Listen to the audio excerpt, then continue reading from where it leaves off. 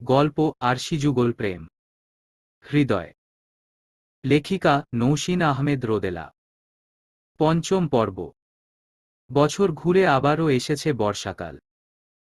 রাতদিন অন্ধকার করে বৃষ্টি হচ্ছে। এয়ারপোর্টের লনে দাঁড়িয়ে সেদিকেই তাকিয়ে আছে শুভ্রতা। এমন একটি বর্ষার রাতেই সাদাফের সাথে দেখা হয়েছিল তার। খুব সাধারণ ছিল সেই সাক্ষাৎ, কিন্তু সময়ের পালা বদলে সাধারণ বিষয়টিই হয়ে উঠেছিল অসাধারণ এবং অদ্ভুত। কাচের দরজার বাইরের সেই ঢালা বর্ষণের প্রতিটি ফোঁটায় ফোঁটায় শুভ্রতা দেখতে পায় বিগত একটি বছরের স্মৃতি, হাসি, কান্না আর হাজারো অনুভূতি। আকাশের করুণ গর্জন, রাস্তায় কাদা পানি সবই যেন গেয়ে চলেছে তাদের বিবাহিত জীবনের বছর পূর্তির গল্প। শুভ্রতা দীর্ঘশ্বাস ফেলে চোখ সরিয়ে নিল। আজ আনিমুল হকের হজ্জে যাওয়ার দিন।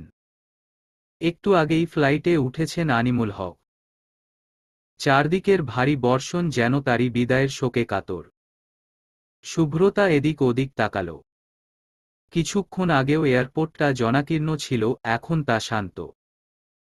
সবার চোখে মুখেই কেমন একটা দুঃখ দুঃখ ভাব। ওয়েটিং রুমের পাশেই দাঁড়িয়ে ছিলেন শফিক সাহেব। শুভ্রতাকে তাকাতে দেখেই চওড়া হাসি হাসলেন তিনি। শুভ্রতার দিকে এগিয়ে এসে অপ্রস্তুত ভঙ্গিতে বললেন, বাবা, এই ব্যাগটা ফেলে গেছে রে শুভি। আমার হাতেই ছিল। যাওয়ার সময় যে ট্রলিতে তুলে দিব সে খেয়াল ছিল না। কি সাংঘাতিক ব্যাপার বলতো। দিন দিন বুড়ো হয়ে যাচ্ছি রে। শফিক সাহেবের ডান হাতে কালো রঙের ছোট্ট একটি ব্যাগ। এই ব্যাগটিতে কুরআন, তসবিহ, জায়নামাজ এই জাতীয় জিনিসগুলো গুছিয়ে দিয়েছিলেন রাদিবা। আনিমুল হকের রোজ সকালে ঘণ্টাখানেক কুরআন তিলাওয়াত করার অভ্যাস। মাঝে মাঝে রাত জেগেও কুরআন তিলাওয়াত করেন তিনি। তাই এই ব্যাগটা সবসময় তার সাথেই থাকে। আজ কি মনে করে ছোট ছেলেকে এই ব্যাগ বহনের দায়িত্ব দিয়েছিলেন তিনি। আর তাতেই বেঁধেছে বিপত্তি। শুভ্রতা হেসে বলল, দিন দিন মানুষ বুড়োই হয় চাচ্চু। দিন দিন কাউকে বাচ্চা হতে দেখেছ কখনো? শফিক সাহেব হাসলেন। বেশ লজিক্যাল কথা বলেছিস তো শুভি। তবে জেলেস রিনার্ড বলেছিলেন, it's not how old you are, it's how you are old. সেই হিসেবে নিজেকে বৃদ্ধ হিসেবে মেনে নিতে একদমই রাজি নই আমি। ব্যাচেলার পুরুষরা সবসময়ই যুবক থাকে। তাদেরকে বুড়ো বলা চলে না। চিরকুমার শব্দটা শুনিসনি? অনেকটা ওইটাই। শুভ্রতা আবারও হাসল। শফিক সাহেবের সাথে কথায় পেরে ওঠা তার কর্ম নয়। শুভ্রতার ধারণা শফিক সাহেব পৃথিবীর অসাধারণ মানুষগুলোর একজন, যার কাছে সব প্রশ্নেরই মজার মজার ব্যাখ্যা থাকে। তার সাথে থাকে অদ্ভুত সব তথ্য। শফিক সাহেব হাতের ব্যাগটা কাঁধে তুলে নিয়ে শুভ্রতার দিকে তাকালেন।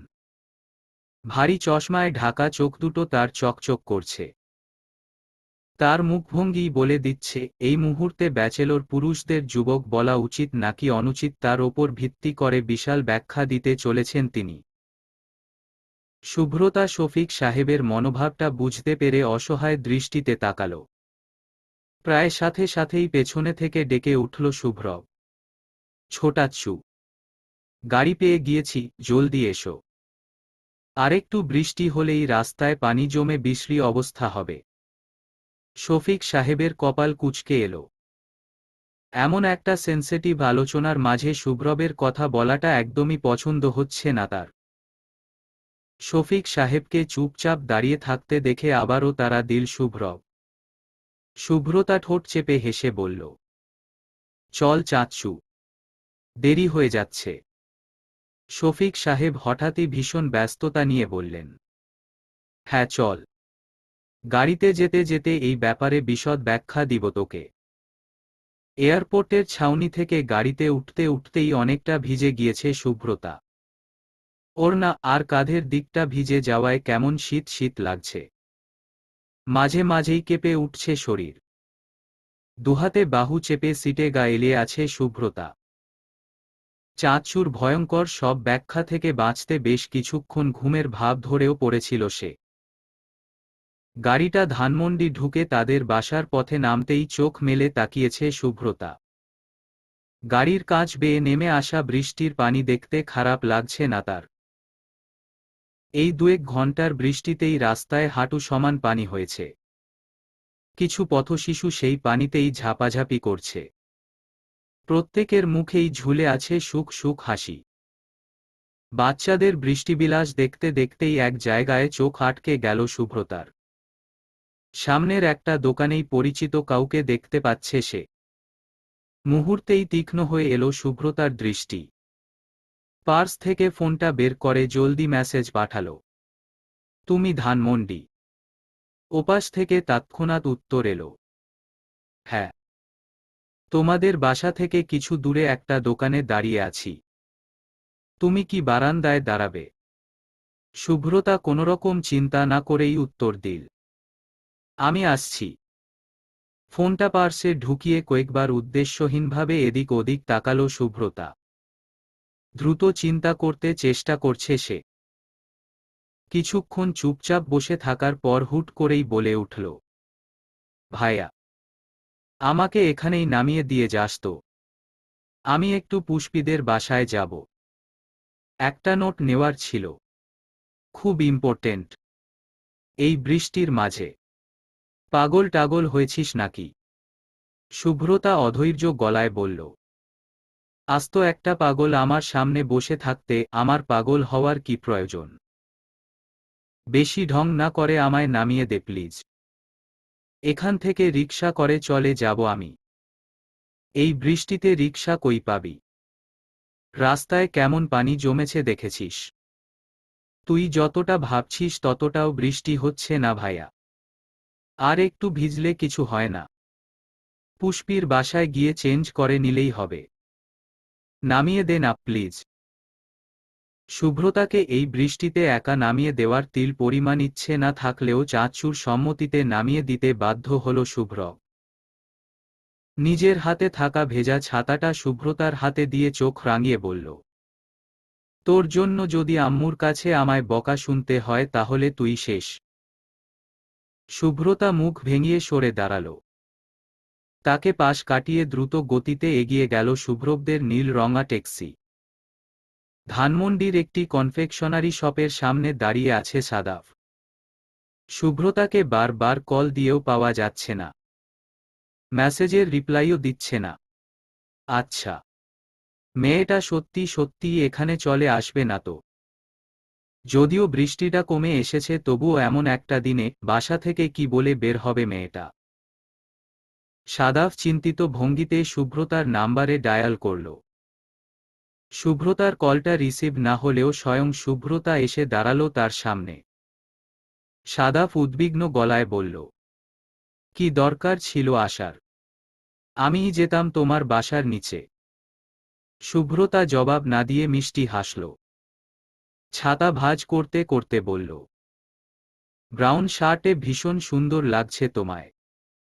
সাদাফ হাসল, তোমার কাছে আমায় সবসময়ই সুন্দর লাগে। আচ্ছা, ফ্রি তুমি? রাস্তার যা অবস্থা হাঁটা তো সম্ভব নয়। কোনো রেস্টুরেন্টে বসবে? আমি তো অলওয়েজ ফ্রি, কিন্তু তোমার অফিস। সাদাফ জবাব না দিয়ে শুভ্রতার ডান হাতটা চেপে ধরে কনফেকশনারি শপ থেকে বেরিয়ে এলো। কিছুক্ষণ পর নিজ থেকেই বলল, অফিস ভালো লাগছিল না, তাই কয়েক ঘন্টার জন্য লিভ নিয়ে বেরিয়ে এসেছি। এটুকু বলে থামল সাদাফ। ফুটপাতের ওপর দাঁড়িয়ে রাস্তায় জমে থাকা পানির দিকে তাকাল। তোমাকে মনে পড়ছিল। এতবার ফোন দিলাম ধরলে না কেন? শুভ্রতা অপরাধী দৃষ্টিতে তাকাল। মৃদু গলায় বলল, এয়ারপোর্টে ছিলাম। আজ দাদুর ফ্লাইট ছিল। এত ভিড়ভাট্টায় ফোনের দিকে খেয়াল করা হয়নি। সাদাফ জবাব দিল না। এদিক ওদিক তাকিয়ে কিছু একটা খুঁজছে সে। শুভ্রতা তার দৃষ্টি অনুসরণ করে সামনে তাকাল। কিছু দেখতে না পেয়ে ভ্রু কুঁচকে বলল, রিকশা খুঁজছ? সাদাফ সামনে দৃষ্টি রেখেই বলল, উহুম, মানুষ খুঁজছি।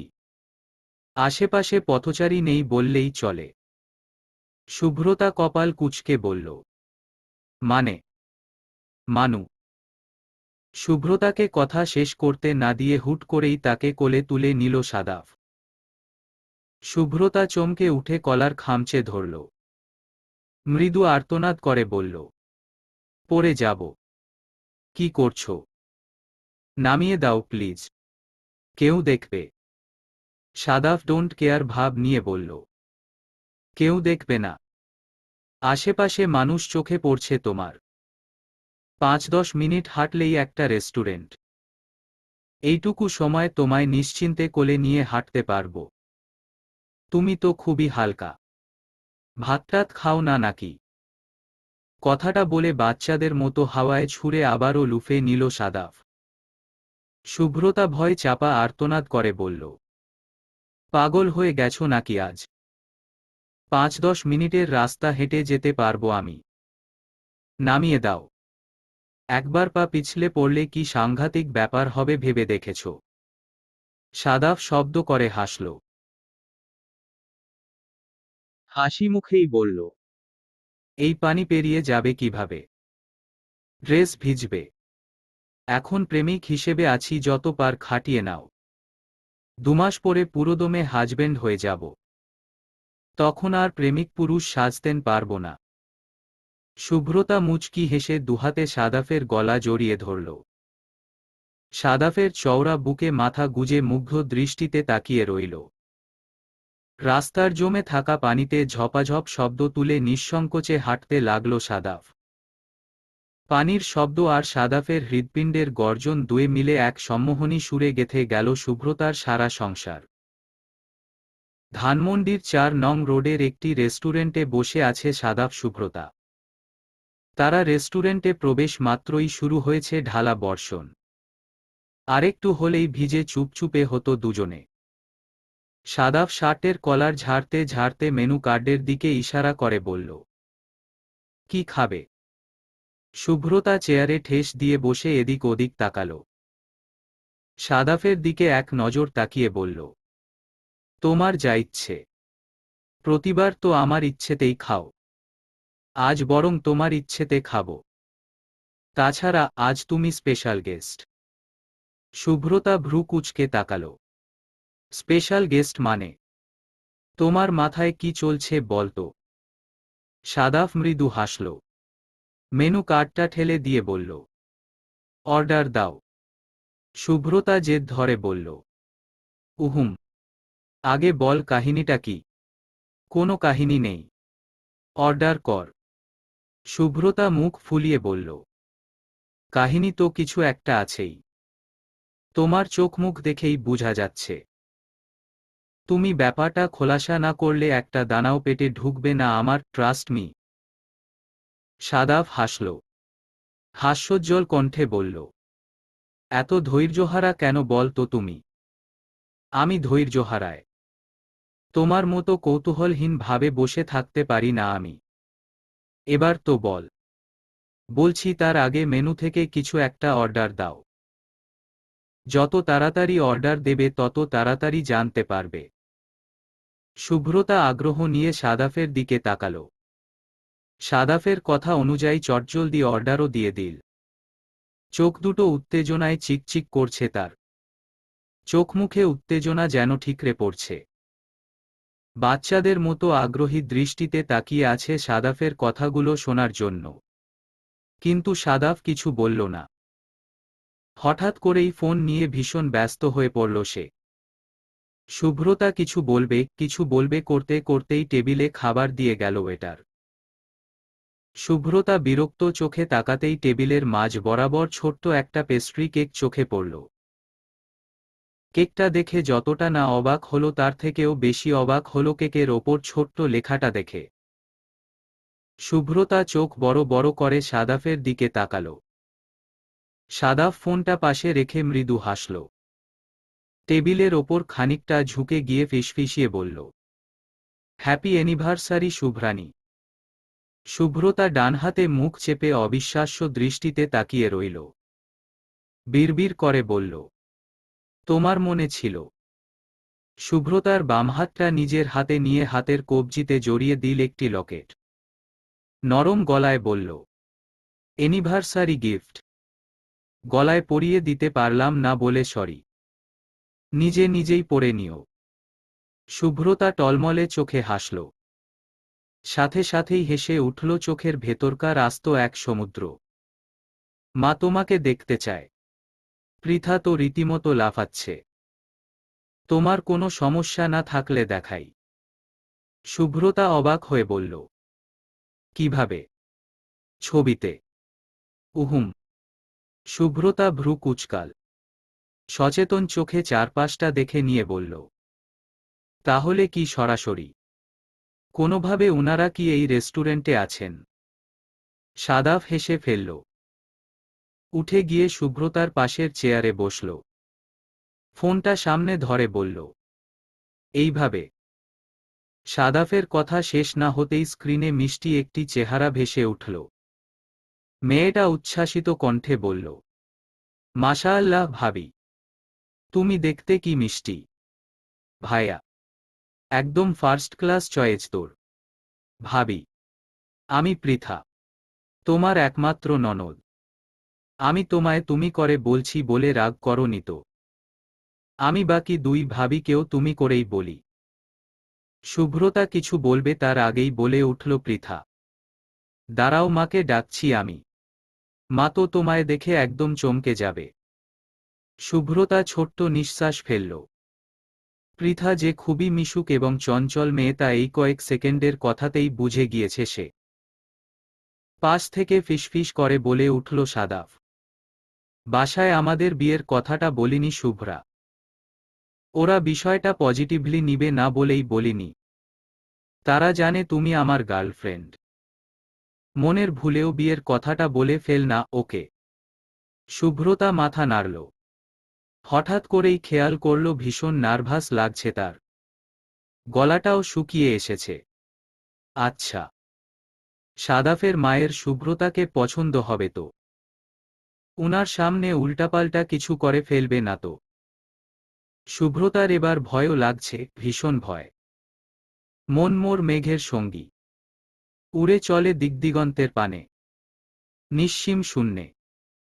শ্রাবণ বর্ষণ সঙ্গীতে। রিমিঝিম রিমিঝিম রিমিঝিম।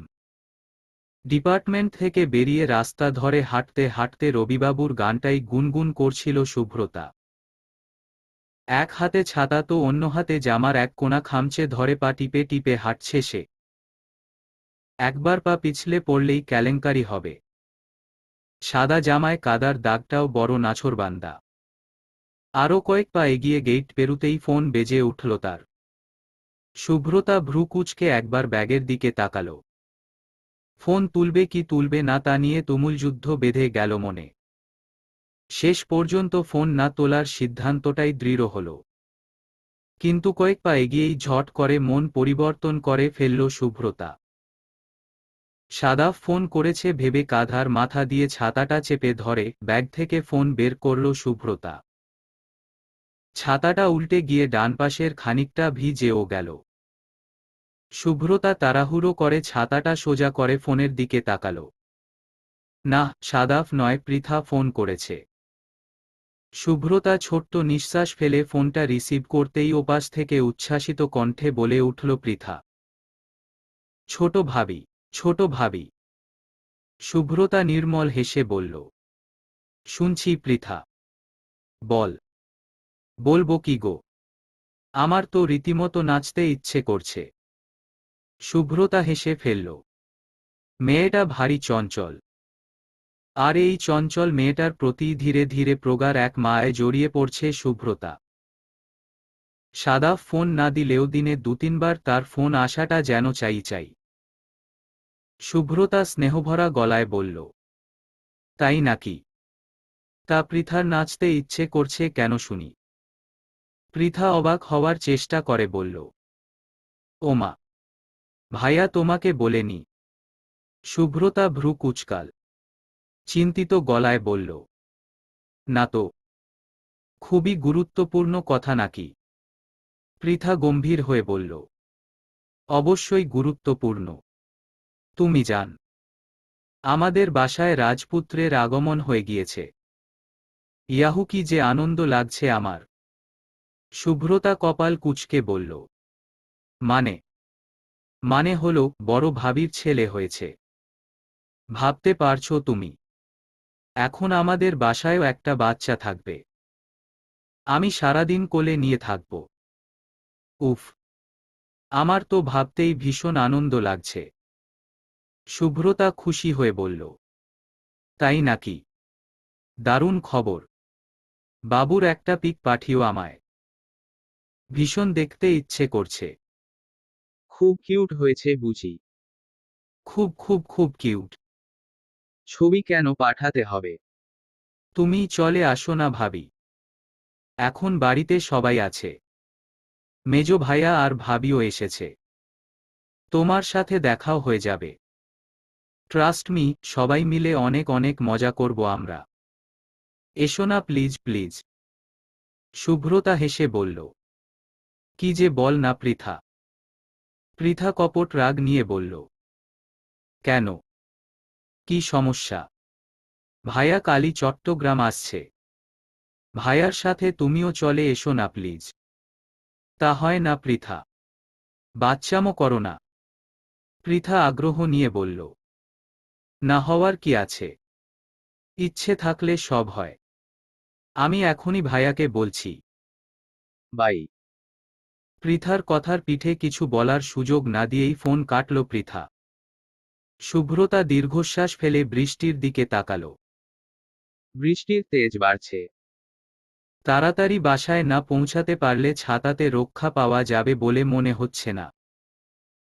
শুভ্রতা দ্রুত পা চালানোর চেষ্টা করল। কিন্তু রাস্তার প্যাচপ্যাচে কাদা পানিতে হাঁটার গতি স্বাভাবিকের থেকেও কমে এল। পৃথা কল কাটার ৫-৭ মিনিটের মাথায় আবারও ফোন বাজল। শুভ্রতা ভ্রু কুঁচকে হাতা থাকা ফোনটির দিকে তাকাল। ঝটপট তুলে নিয়ে হ্যালো বলতেই ওপাশ থেকে দুষ্টু গলায় বলে উঠল সাদাফ। তুমি নাকি শ্বশুরবাড়ি যেতে চাও? সত্যি নাকি? শুভ্রতা অবাক হয়ে বলল। মানে? সেটাই তো আমি জানতে চাইছি। মানেটা কি? সত্যিই যেতে চাও নাকি শ্বশুরবাড়ি? শুভ্রতা কৃত্রিম রাগ নিয়ে বলল। ধেৎ, ঢং করো না তো। সাদাফ হেসে বলল। ঢং কোথায় করলাম? সিরিয়াসলি জানতে চাইছি। পৃথা বলল, ভাবির বেবি দেখতে যেতে চাও? সত্যি যেতে চাও? শুভ্রতা ছোট্ট নিঃশ্বাস ফেলে বলল। কি বলছো এসব? তা আবার সম্ভব নাকি? আমি আর তুমি ছাড়া কেউই জানে না যে আমি তোমার বউ। কি ভাববে ওরা? সাদাফ স্নিগ্ধ গলায় বলল। তার মানে তুমি যেতে চাইছো? আরে আজব তো। আমি কখন বললাম যে যেতে চাইছি? তুমি আর পৃথা তো নিজেরাই আমার কথা বলে দিচ্ছ। সাদাফ শব্দ করে হাসল। কিছুক্ষণ চুপ থেকে বলল। সত্যিই যাবে শুভ্রা? আমার শহরে? শুভ্রতা অধৈর্য গলায় বলল। ভাইবোন দুজনেই এক। কিছু বলার সময় ভেবে বলে না। এটা কি আদৌ সম্ভব বল? ফ্যামিলিকে কিভাবে বুঝাবে? সাদাফ গাঢ় গলায় বলল। আমার শুভ্রানী চাইলে সব সম্ভব। শুভ্রতা অবাক হওয়ার চেষ্টা করে বলল। তুমি সিরিয়াস? সাদাফ জবাব না দিয়ে হাসল। ঘোর লাগা গলায় বলল। পৃথার কথা শোনার পর থেকে অসভ্য ধরনের চিন্তা আসছে মাথায়। বারবার মনে হচ্ছে ঢাকা চট্টগ্রাম যেতে অনেকটা সময় পাশে পাবো শুভ্রাকে। এর আগের বার তো জানতাম না যে এই শুভ্রাটাই আমার বউ হবে, তাই তেমন খেয়াল টেয়াল করিনি। কিন্তু এখন তো। এটুকু বলেই নিঃশব্দে হাসল সাদাফ। শুভ্রতা কিছুক্ষণের মাঝেই লজ্জায় রাঙা হল। দীর্ঘক্ষণ দুজনেই চুপ থেকে নীরবতা ভাঙল শুভ্রতা। নিচু গলায় বলল। এটা সম্ভব নয়। বাসা থেকে কি বলে যাব? দিন গিয়ে তো দিন আসতে পারবো না। তাছাড়া তুমি বা বাড়িতে কি বলবে? গার্লফ্রেন্ড নিয়ে চলে এসেছো। কতটা বেহায়া ভাববে আমায়? সাদাফ সাথে সাথেই কোন উত্তর দিল না। কয়েক সেকেন্ড চুপ থেকে বলল, সেদিন তো চট্টগ্রাম থেকেই ফিরছিলে তাই না? চট্টগ্রামে কোথায় গিয়েছিলে? মামুর বাসায়। আমার নানুবাড়ি চট্টগ্রাম। সাদাফ খুশি হয়ে বলল, তাহলে মামুর বাসাতেই চল, একসাথেই যাওয়া যাবে। স্টেশনে নেমে তোমাকে পৌঁছে দিয়ে আসব। পরশু রাতটা তোমার মামুর বাসায় থেকে সকালে উঠে আমাদের বাসায় চলে আসবে। ঘুরতে যাওয়ার কথা বলে বের হতে পারবে না, বা অন্য কোনো ভাবে? শুভ্রতা খানিক ভাবল, মৃদু গলায় বলল, তুমি সিউর? হঠাৎ খাপছাড়া হতে ভীষণ ইচ্ছে করছে শুভ্রানী। শুভ্রতা হাসল। খুশিতে রাস্তাতেই লাফিয়ে উঠতে ইচ্ছে করছে তার। সত্যিই সাদাফের সাথে এতটা সময় কাটাবে সে। এতটা। শুভ্রতা হঠাৎ করেই উপলব্ধি করল পৃথিবীটাকে ভীষণ সুন্দর লাগছে তার। এই বিরক্তকর কাদামাটি ছ্যাঁতছ্যাঁতে দিন সবকিছুই কেমন প্রেমময় লাগছে, মাত্রাতিরিক্ত প্রেমময়। খাবার টেবিলে বসে আছে সবাই। শফিক সাহেব দেশের ভবিষ্যৎ অর্থনীতি নিয়ে বিশদ আলোচনা করছেন। শাহিনুজ্জামান সাহেব কথার ফাঁকে হু হা করছেন। শুভ্রব বেশ আগ্রহ নিয়ে আলোচনায় যোগ দিয়েছে। তাকে দেখে মনে হচ্ছে খাবারের থেকে শফিক সাহেবের কথাগুলোই বেশি গিলছে সে। এমন একটা জমজমাট পরিবেশে হুট করেই বলে উঠল শুভ্রতা, আমি চট্টগ্রাম মামুর কাছে যাব। শুভ্রতার এমন বাক্যে থেমে গেল সব শোরগোল।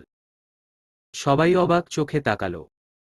রাদিবা আহমেদ ভ্রু কুঁচকে বললেন, এমনিতে তো জোর করেও পাঠান যায় না, আজ হঠাৎ? শুভ্রতা নির্বিকার ভঙ্গিতে বলল, আগে যেতে ইচ্ছে করেনি বলে যে এখনো করবে না তেমন তো কোন কথা নেই মা। ঢাকার বাতাসটা ভীষণ ভারী ভারী লাগছে। তাছাড়া এর আগের বারও এমন সময়েই চট্টগ্রাম গিয়েছিলাম আমি। বর্ষায় চট্টগ্রামের পরিবেশটা দারুণ লাগে। রাদিবা আহমেদ কিছু বললেন না। শুভ্রতা শখ করেই যদি যেতে চায় তাহলে বাধা দেওয়াটা সাজে না। তাছাড়া উনি নিজেও কোন না কোনোভাবে চট্টগ্রাম পাঠাতে চাইছিল তাকে। দুমাস পর যেহেতু বিয়ে সেহেতু ফারদিনের সাথে শুভ্রতার ঘনিষ্ঠ হওয়াটা জরুরি। রাদিবা আহমেদ নিজের মনোভাবটা চেপে রেখে বললেন, যেতে ইচ্ছে করলে যাবি। মানা করেছে কে? শুভ্রবকে নিয়ে রাতের ট্রেনে উঠে গেলে সকালের মাঝে ঠিক পৌঁছে যাবি। শুভ্রতা ভ্রু বাঁকিয়ে বলল, ভাইয়ার কথা কোথা থেকে আসছে? আমি একাই যাব। একা একটা মেয়ে অত দূর যাবি? কক্ষনো না। আশ্চর্য! আমি বাচ্চা নাকি? আমি যখন বলেছি একা যাব তো একাই যাব, নয়তো যাওয়া ক্যান্সেল। তোমার ছেলেকে সাথে নিলে ওর সাথে ঝগড়া করতে করতেই সময় কেটে যাবে আমার। বানর একটা। শুভ্রব মুখ ভেঙিয়ে বলল, তুই বললেই মনে হয় নেচে নেচে চলে যাচ্ছি আমি। রাদিবা কঠিন গলায় বলল, একদম না। একা তোকে পাঠাবো না আমি। কখন কি বিপদ হয় কে জানে। শুভ্রতা মুখে অসহায়ত্ব ফুটিয়ে তোলার চেষ্টা করে বলল, প্লিজ মা, এখান থেকে ট্রেনে উঠিয়ে দিবে না হয়। আর চট্টগ্রাম স্টেশন থেকে মামুর বাসা তো মাত্র 10 মিনিটের পথ। প্লিজ। রাদিবা খানিক ভেবে বললেন, আচ্ছা। শুভ্রব, কাল পরশু গিয়ে ট্রেনের টিকিট কিনে আনিস তো। শুভ্রতা তাড়াহুড়ো করে বলল, কাল পরশু নয়, আমি কালই যেতে চাই। টিকিট নিয়ে চিন্তা করতে হবে না। টিকিট না হয় আমিই কাটব। রাদিবা তীক্ষ্ণ দৃষ্টিতে মেয়ের দিকে তাকালেন। হুটহাট মেয়ের এমন পরিবর্তনের কারণটা ধরতে চেষ্টা করছেন উনি। হঠাৎ করেই চট্টগ্রাম যাওয়ার এত কিসের তাড়া তার? রুমময় পায়চারি করে সাদাফের সাথে ফোনালাপ করছে শুভ্রতা। কণ্ঠটা ভীষণ উদ্বেগী শোনাচ্ছে তার। আম্মু তো ভাইয়াকেও টিকিট কাটতে বলে দিল। এবার কি হবে? আমাদের দুজনের সিট তো আলাদা আলাদা জায়গায় হবে। একা একা অতদূর গিয়ে লাভ কি হবে আমার? শুভ্রতার এত চিন্তা দেখে হাসল সাদাফ। হাসি মুখেই বলল, এত অল্পতে কেন যে এত উদ্বিগ্ন হয়ে পড় তুমি শুভ্রা? শুভ্রতা রাগ নিয়ে বলল, এটা অল্প। আরে বাবা, আমায় বলতে তো দাও। শুভ্রতা মুখ ফুলিয়ে বলল, আচ্ছা বল। আমি গোটা একটা কেবিন বুক করেছি শুভ্রা। তোমার ভাইয়া টিকিট বুক করলেই বা কি হলো বল তো? তোমার ভাই যদি তুলে দিতে আসে তাহলে সিটে গিয়ে বসবে, তারপর না হয় আমার কাছে চলে আসবে। সিম্পল। সাদাফের কথায় একঝাঁক অনিশ্চয়তা নিয়েও স্বস্তির নিঃশ্বাস ফেলল শুভ্রতা। সাদাফ যেহেতু আছেই, তার আর চিন্তা কিসের? শুভ্রতা বুক ভরে শ্বাস টেনে বিছানায় গায়লালো। আরও কিছুক্ষণ টুকটাক কথা বলে ফোন রাখল সাদাফ। ঘড়ির কাঁটাও একের পর এক ঘর বদল করতে লাগল। 10টার ঘর থেকে 11টা, 11টার ঘর থেকে 12টা, কিন্তু শুভ্রতার চোখে ঘুমের দেখা মিলল না। উত্তেজনা আর খুশিতে সারা ঘর লাফিয়ে বেড়াচ্ছে সে। বারবার মনে হচ্ছে, এই ঘড়ি নামক যন্ত্রটিতে সন্ধ্যা 7টা বাজবে কখন? কখন কখন কাটাবে সেই স্বর্ণালী প্রহর? পশ্চিমাকাশে কমলা রঙের সূর্যটা হেলে পড়েছে। ঘড়ির কাঁটাটা 5এর ঘরের আশেপাশেই উকি দিয়ে চলেছে সেই কখন থেকে। শুভ্রতা সারা রুমময় পায়চারি করছে। একটু পর পর ঘড়ির দিকে তাকাচ্ছে। না, আজ ঘড়িটা বড্ড আলসেমো করছে। নববধূর মেহেদি রাঙা পায়ের মতো এগুতে গিয়েও যেন এগুচ্ছে না। ঘড়ির কাঁটার এমন লাজুকলতা ভাব একদমই সহ্য করা যাচ্ছে না। শুভ্রতা ক্লান্তি আর উত্তেজনায় অস্থির হয়ে ড্রেসিং টেবিলের সামনে গিয়ে বসল। স্বচ্ছ আয়নায় নিজের রক্তিম চেহারাটা বার কয়েক নেড়েচেড়ে দেখল। আজ আবারও গায়ে শাড়ি চড়িয়েছে শুভ্রতা। গাঢ় নীল রঙের শাড়ি। দুচোখ ভরা কাজল, কপালে টিপ, ঠোঁটের কোণে লাল লিপস্টিক, কিছুই যেন বাদ যায়নি আজ। নাকের বিন্দু বিন্দু ঘাম আর ছোট্ট নাকফুলটাও যেন আজ বেশ আয়োজন করেই জ্বলছে। শুভ্রতা ছোট্ট নিঃশ্বাস ফেলে জানালার দিকে তাকাল। বিকেলের হালকা আলোটা আড়াআড়িভাবে এসে পড়ছে শুভ্রতার গালে, গলায়। শুভ্রতা চোখ বন্ধ করে সাদাফকে ভাবার চেষ্টা করল। প্রায় সাথে সাথেই মানসপটে ভেসে উঠল হাস্যোজ্জ্বল সেই চেহারা। শুভ্রতা নিজের মনে হাসল। ঘড়ির কাঁটায় 5টা বাজতেই লাফিয়ে উঠে দাঁড়াল সে। তাড়াহুড়ো করে ব্যাগ নিয়ে বেরিয়ে যেতেই মুখোমুখি হল রাদিবার করা দৃষ্টির। শুভ্রব তখন ড্রয়িংরুমেই ছিল। শুভ্রতাকে ব্যতিব্যস্ত হয়ে বেরুতে দেখেই আর চোখে ঘড়ির দিকে তাকাল সে। ভ্রুকুচকে প্রশ্ন ছুড়ল, মাত্র তো 5টা বাজে, এখনই ব্যাগ নিয়ে দৌড়াচ্ছিস কেন? ট্রেন তো 7টায়। শুভ্রতা কয়েক সেকেন্ড চুপ থেকে বলল, যদি জ্যামে পড়ে যাই। আর মা তো সবসময় বলে কোথাও যাওয়ার হলে আগে আগে বেরুনোই ভালো। শুভ্রব বাঁকা চোখে তাকিয়ে বলল, তা না হয় বুঝলাম, কিন্তু এমন পেতনি সাজ সেজেছিস কেন? দেখে তো মনে হচ্ছে বিয়ে বাড়ি যাচ্ছিস। সাজুগুজু শব্দটাই মেয়েদের জন্য। মেয়েরা কোথাও যাওয়ার আগে সাজবে, এটাই স্বাভাবিক। তাছাড়া ঝড়ো ঝড়ো বর্ষায় শাড়ি পরে ট্রেন জার্নি করার মজাই আলাদা। তোর মতো গবেট এসব বুঝবি না। আমাকে পৌঁছে দিতে যাবি কিনা তাই বল, নয়তো আমি একাই রওনা দিব। শুভ্রব সোফা থেকে উঠতে উঠতে বিদ্রূপ করে বলল, তোর ঝড়ো ঝড়ো বর্ষা উপভোগ করতে গিয়ে ট্রেনের যাত্রীরাই না ঝড়ো ঝড়ো করে সেন্স হারায়। পেতনি দেখে কে না ভয় পায় বল? শুভ্রতা নাক ফুলিয়ে বলল, খবরদার পেতনি বলেছিস তো। নিজে যে আস্ত একটা পিশাচ সেটা নিয়ে চিন্তা কর। সাদা বানর একটা। কমলাপুর রেল স্টেশনে দাঁড়িয়ে আছে শুভ্রতা। পাশেরই একটি পিলারে ঠেস দিয়ে মগ্ন চিত্তে ফোন চাপছে শুভ্রব। ট্রেন আসতে আরও কিছুক্ষণ বাকি। শুভ্রতা অস্থির নজরে এদিক ওদিক তাকাচ্ছে। সাদাফ কি এখনো আসেনি? কিছুক্ষণ খোঁজাখুঁজির পর তার থেকে 2-3 হাত দূরেই সাদাফকে দেখতে পেল শুভ্রতা। সাদা শার্ট আর কালো প্যান্টে পুরোপুরি ফর্মাল লুক নিয়ে দাঁড়িয়ে আছে সাদাফ। কিন্তু আশ্চর্যের বিষয় হল একটা বারের জন্য শুভ্রতার দিকে তাকাচ্ছে না সে। এমন একটা ভাব নিয়ে দাঁড়িয়ে আছে যেন পাশে দাঁড়ান মেয়েটাকে চিনেই না সে। আদৌ কখনো দেখা হয়েছিল কিনা সেই ক্ষুদ্র স্মৃতিটুকুও মাথায় নেই তার। শুভ্রতা ভ্রু কুঁচকে বারবারই সাদাফের দিকে তাকাচ্ছে। সাদাফের দৃষ্টি আকর্ষণের চেষ্টা করছে কিন্তু সাদাফ অনড়। কিছুক্ষণ এভাবে লুকোচুরি খেলার পর হুট করেই বিস্ময় সুরে বলে উঠল শুভ্রব, আরে সাদাফ ভাই না।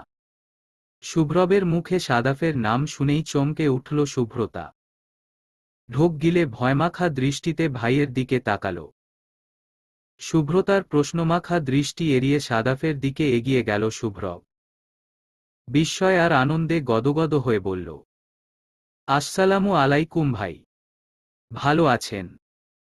সাদাফ অবাক হওয়ার চেষ্টা করে বলল, আরে শুভ্রব, ওয়ালাইকুম আসসালাম, কিন্তু তুমি এখানে? কোথাও যাচ্ছ? জি না ভাই, আমি যাব না। ছোট বোনটাকে ট্রেনে তুলে দিতে এসেছি, ও একটু মামুবাড়ি যাবে। ও আচ্ছা। সাদাফ আর শুভ্রবকে কুশলাদি বিনিময় করতে দেখে ধীর পায়ে এগিয়ে গেল শুভ্রতা। ঠোঁটে মেকি হাসি টেনে নিয়ে বলল, আসসালামু আলাইকুম, ভালো আছেন?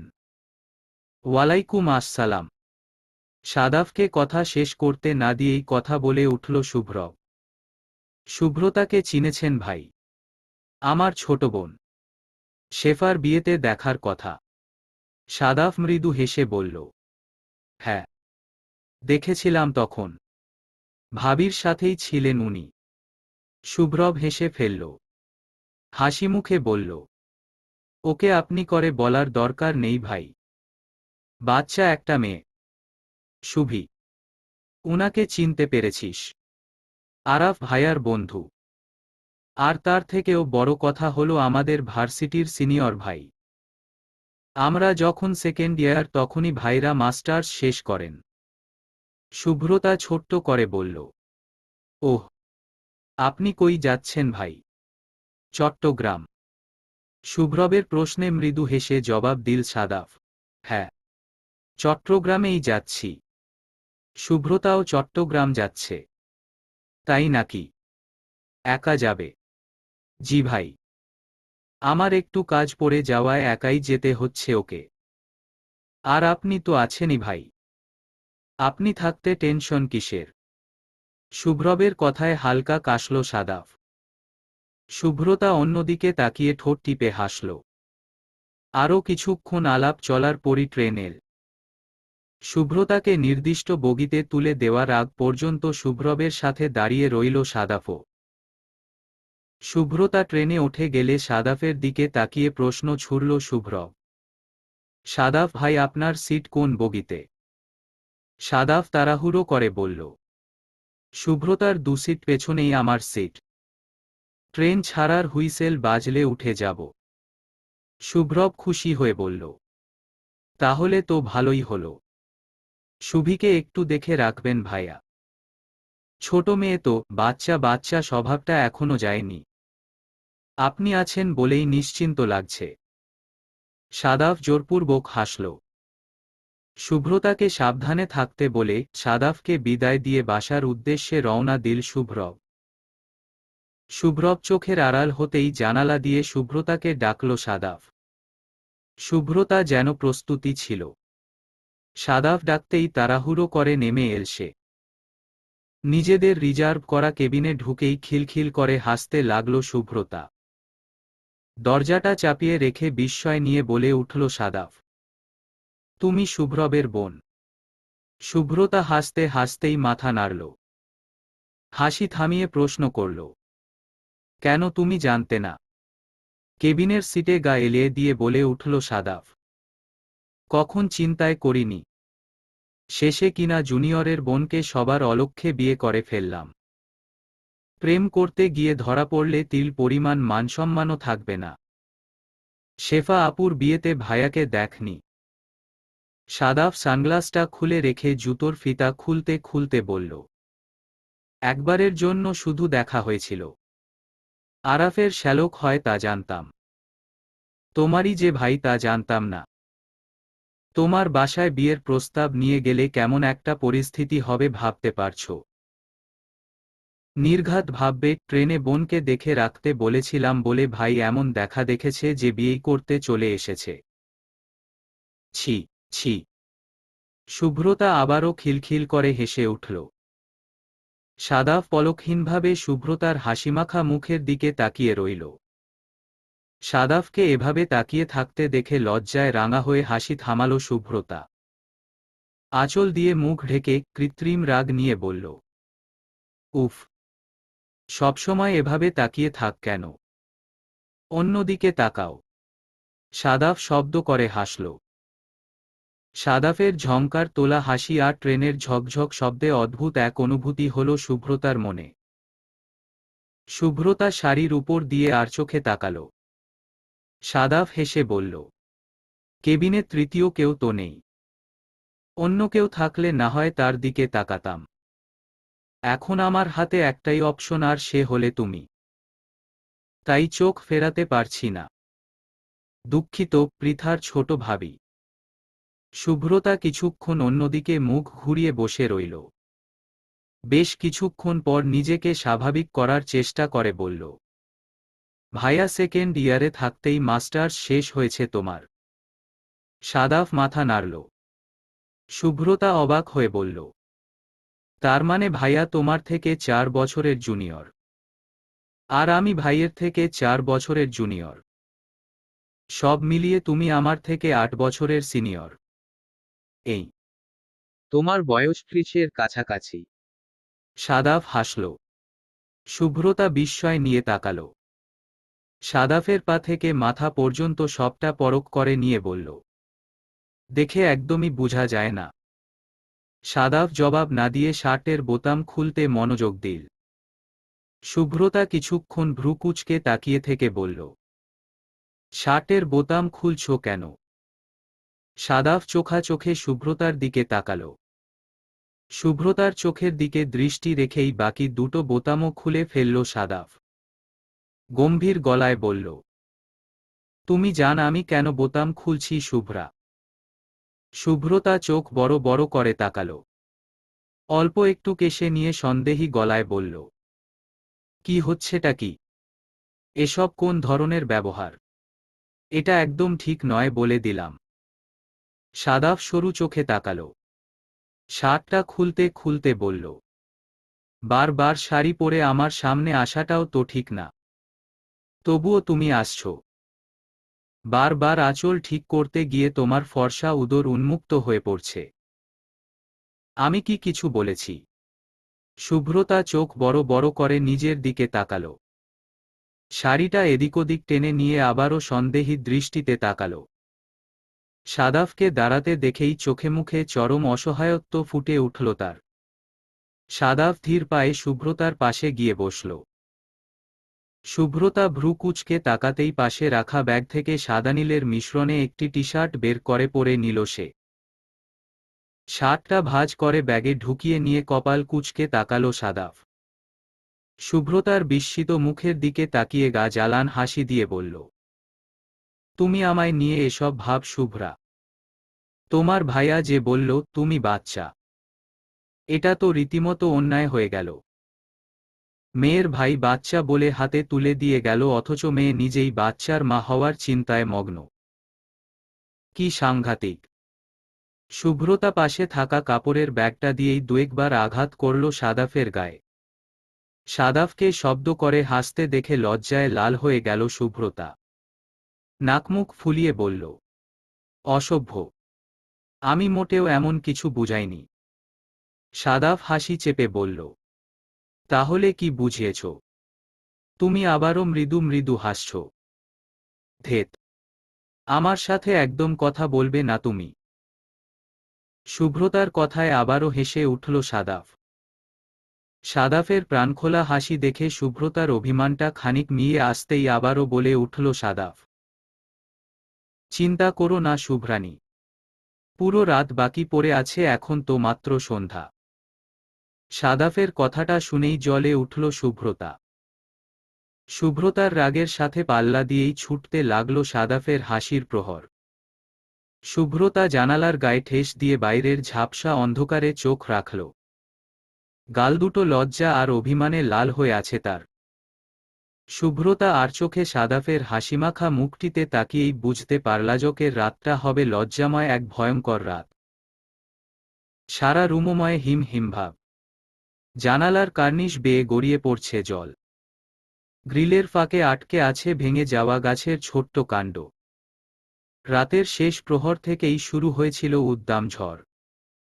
পাগলাটে এই কালবৈশাখী থেকে শুভ্রতা আর তার মামু অল্পের জন্য রক্ষা পেয়েছিলেন কাল।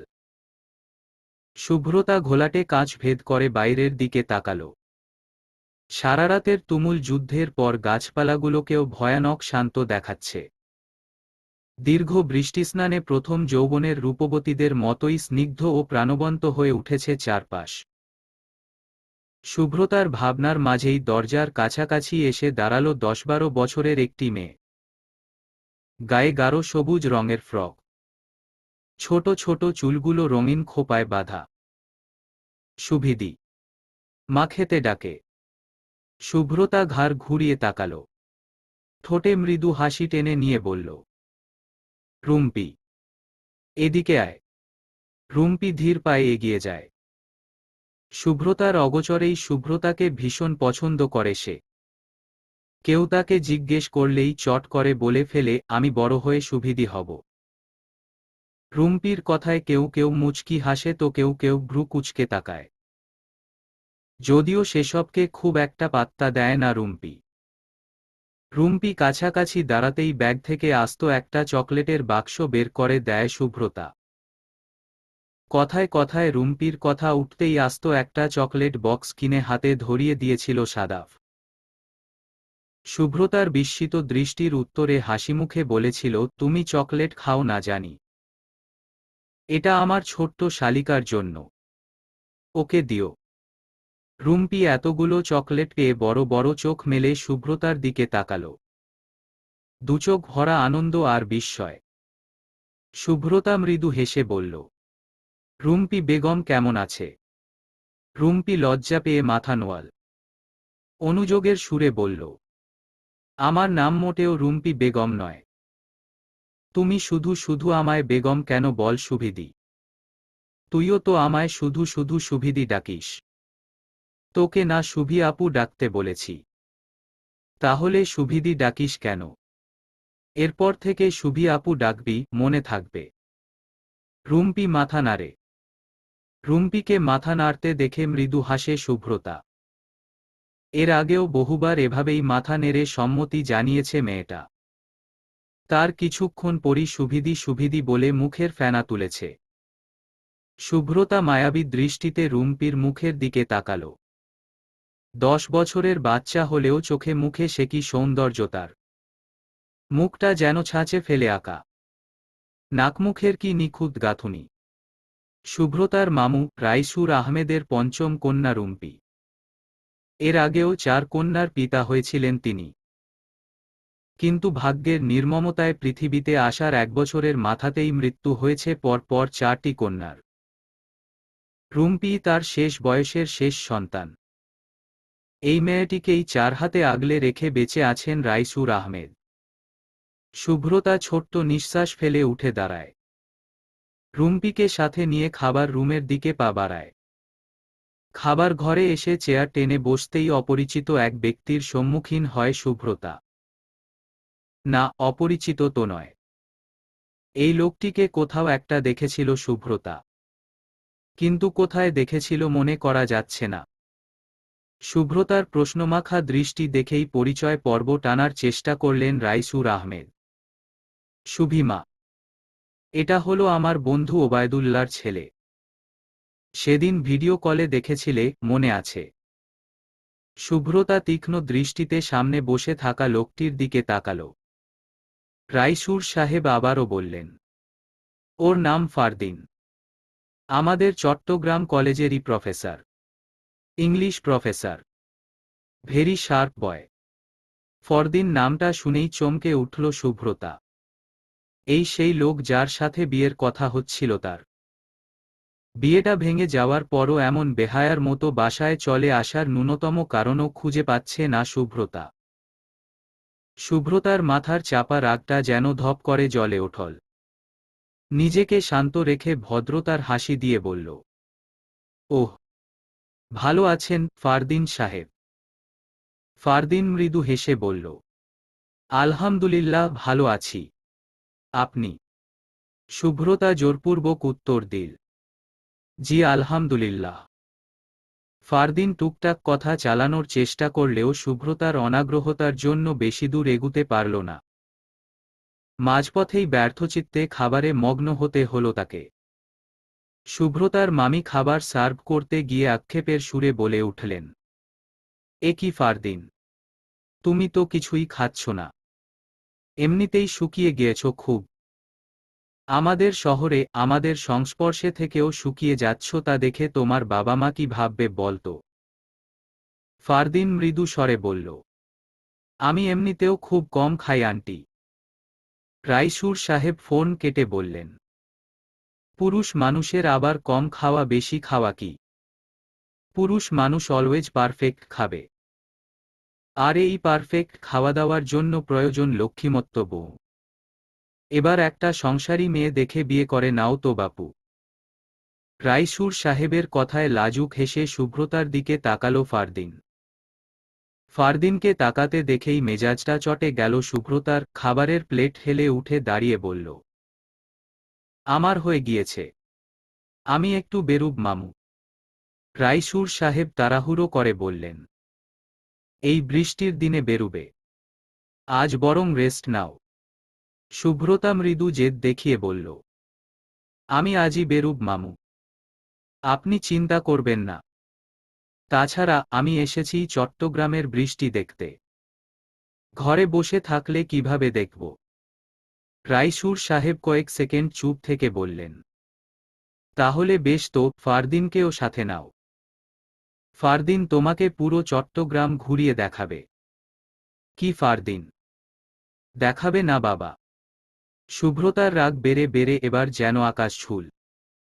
ফারদিনকে কিছু বলার সুযোগ না দিয়েই বলল, ফারদিন সাহেবকে দেখে মনে হচ্ছে উনার ঠান্ডার ধাঁচ আছে না? ফারদিন মাথা নাড়ল। সাথে সাথেই দুঃখী গলায় বলে উঠল শুভ্রতা, তাহলে উনার বৃষ্টিতে না বেরুনোই বেটার। আর আমি তো বেশিরভাগ সময়ে বৃষ্টিতেই ভিজোবাজ। তাছাড়া চট্টগ্রাম শহরের দিকে আমার একটা ফ্রেন্ড থাকে, ভার্সিটি ফ্রেন্ড। রিসেন্টলি সেও বাড়ি এসেছে, আমি সারাদিন ওর সাথেই কাটাবো।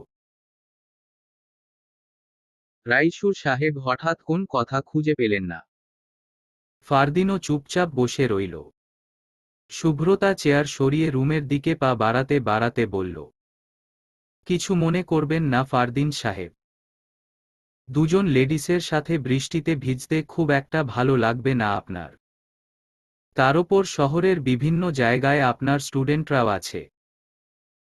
শুভ্রতা ফারদিনকে সাথে নিতে রাজি না হওয়ায় মুখটা ছোট হয়ে এলেও শুভ্রতার যুক্তিটা বেশ পছন্দ হল ফারদিনের। স্মিত হেসে বলল, সেই তো, কোন সমস্যা নেই। আপনি জানামি না হয় অন্য একদিন শহর ঘুরিয়ে দেখাবো আপনাকে। আজ আমি নিজেও একটু ব্যস্ত। রুমে এসে প্রথমেই সাদাফকে কল করল শুভ্রতা। সাদাফ ফোন রিসিভ করতেই প্রশ্ন ছুড়ল সে, কোথায় আছো তুমি? তোমার দেওয়া অ্যাড্রেস ঠিক থাকলে আমি তোমার মামুর বাসার সামনে। শুভ্রতা খুশি হয়ে বলল, তুমি চলে এসেছ? জি ম্যাডাম। বাসার সামনে পর্দা টানা সিএনজিতে বসে আছি আমি। তৈরি হয়ে থাকলে জলদি এসো। শুভ্রতা ফোন কেটে আয়নার সামনে গিয়ে দাঁড়াল। কালোলালের মিশ্রণে সালোয়ার কামিজ পরেছে শুভ্রতা। কোমরে পড়ে থাকা চুলগুলো বিনুনি করেছে। চোখে কাজল আর ঠোঁটে হালকা লিপস্টিকও লাগিয়েছে। এই অল্প সাজগোজেই ভীষণ মিষ্টি লাগছে তাকে। তবুও শুভ্রতার ভয় সাদাফের পরিবার তাকে পছন্দ করবে তো? আয়নায় আরও একবার নিজেকে দেখে নিয়ে ছোট্ট নিঃশ্বাস ফেলল শুভ্রতা। বড় রাস্তা থেকে খানিকটা ভেতরে বেশ বর্ষর জায়গা নিয়ে দাঁড়িয়ে আছে একতলা বাড়ি। বাড়ির চেহারা দেখে মনে হচ্ছে আজকালের মাঝেই চুনকাম করা হয়েছে। বাড়ির সামনে ইটের সুদীর্ঘ রাস্তা। সেই রাস্তার দুপাশে সারি সারি সুপারি গাছের মেলা। রাতে হয়ে যাওয়া বৃষ্টিতে এদিকে সেদিকে জমে আছে কাদা পানি। গাছগুলোকে দেখাচ্ছে ঝরঝরে সবুজ। বাড়ির চারপাশটা উঁচু উঁচু দেয়ালে ঢাকা। পরিবেশটাও কেমন থমথমে নিস্তব্ধ। তবে কোথাও যেন মিশে আছে অদ্ভুত এক শান্তি। শুভ্রতা এক হাতে সাদাফের বাম হাত খামচে ধরল।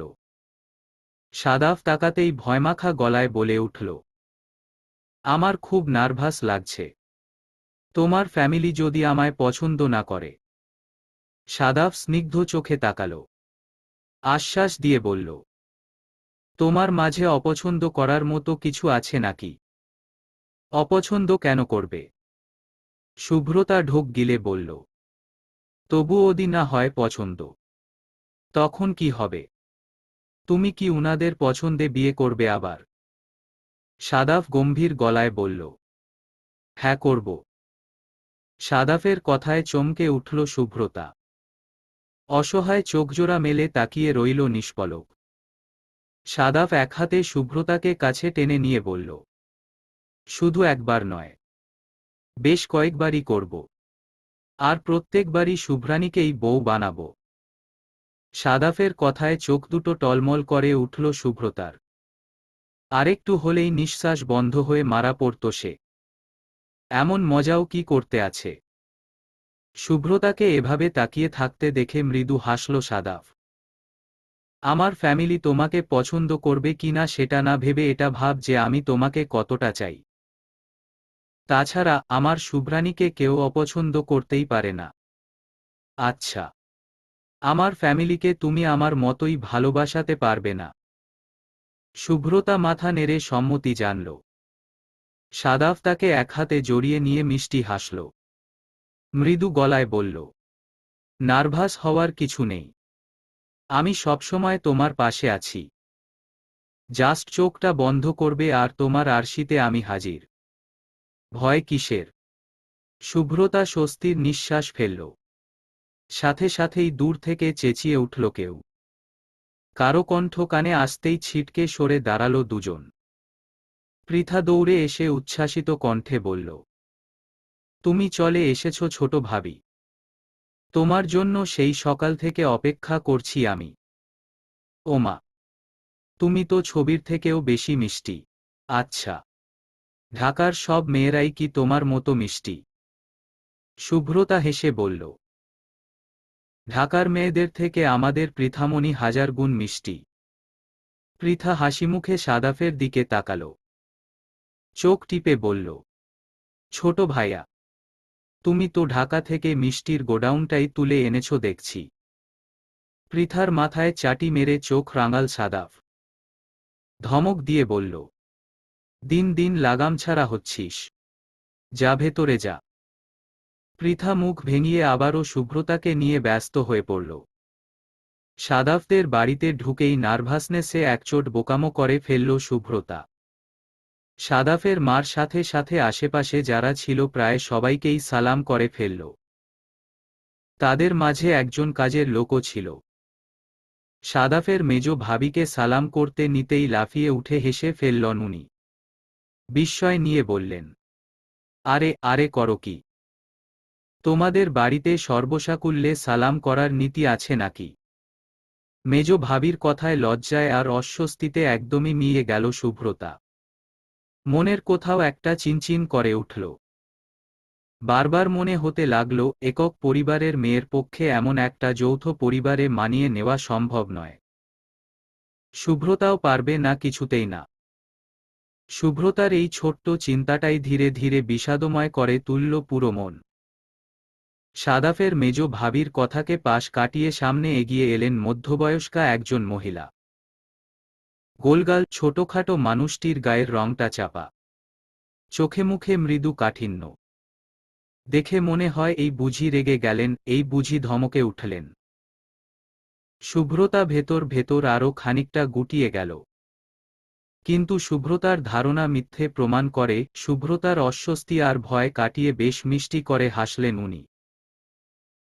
শুভ্রতার বাম হাতটা নিজের হাতে টেনে নিয়ে বললেন, কেমন আছো, মা? শুভ্রতা মায়া ভরা চোখে তাকাল। চোখ মুখে ফুটে উঠল চাপা স্বস্তি। মৃদু গলায় বলল, আলহামদুলিল্লাহ, ভালো। সাদাফের মা, সাহেরা বেগম মৃদু হাসলেন। বাইরে দাঁড়িয়ে আছো কেন? ভেতরে আসো। শুভ্রতা ধুরুধুরু বুক নিয়ে ভেতরের দিকে পা বাড়াল। সাহেরা বেগম শুভ্রতাকে সোফায় বসিয়ে দিতেই মাথা নিচু করে বসে রইল সে। ঘরভর্তি অপরিচিত চোখগুলো নিঃসংকোচ কৌতূহলে পর্যবেক্ষণ করে চলেছে সেই কখন থেকে। অস্বস্তি আর বিরক্তিতে রীতিমতো হাঁসফাঁস করছে শুভ্রতা। এত মানুষের ভিড়ে এমন একটা বিশ্রী পরিস্থিতির শিকার কখন হয়নি সে। ছোটবেলা থেকেই ঢাকার আবাসিক এলাকার নিজস্ব ফ্ল্যাটেই বেড়ে উঠেছে শুভ্রতা। গ্রামের বাড়িও খুব একটা যাওয়া হয়নি তার। বড় খালামণির বাসায় মাঝে মাঝে এমন ভিড়ভাট্টার শিকার হলেও সেটা ছিল সাময়িক। কারো মনোযোগিয়ে চলা বা কারো ধার ধারার প্রয়োজন শুভ্রতার ছিল না। কিন্তু এখানের পরিবেশটা ভিন্ন। এই পরিবেশেই সারাটা জীবন কাটাতে হবে তাকে। এই এত এত মানুষগুলোর মনোযোগীয় চলতে হবে ভাবতেই আতঙ্কে কুঁকড়ে উঠল শুভ্রতা। বেশ কিছুক্ষণ পর শুভ্রতাকে এক হাতে জড়িয়ে ধরে মোলায়েম গলায় বলে উঠলেন সাহেরা বেগম, ও কি, তোমার জামা তো অনেকটাই ভিজে গিয়েছে মা।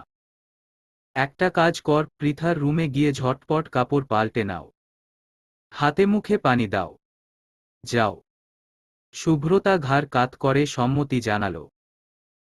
সাহেরা বেগম আদেশের সুরে বললেন, পৃথা, শুভ্রতাকে তোর ঘরে নিয়ে যা। শুভ্রতা মা, শাড়ি পরতে পারো তো?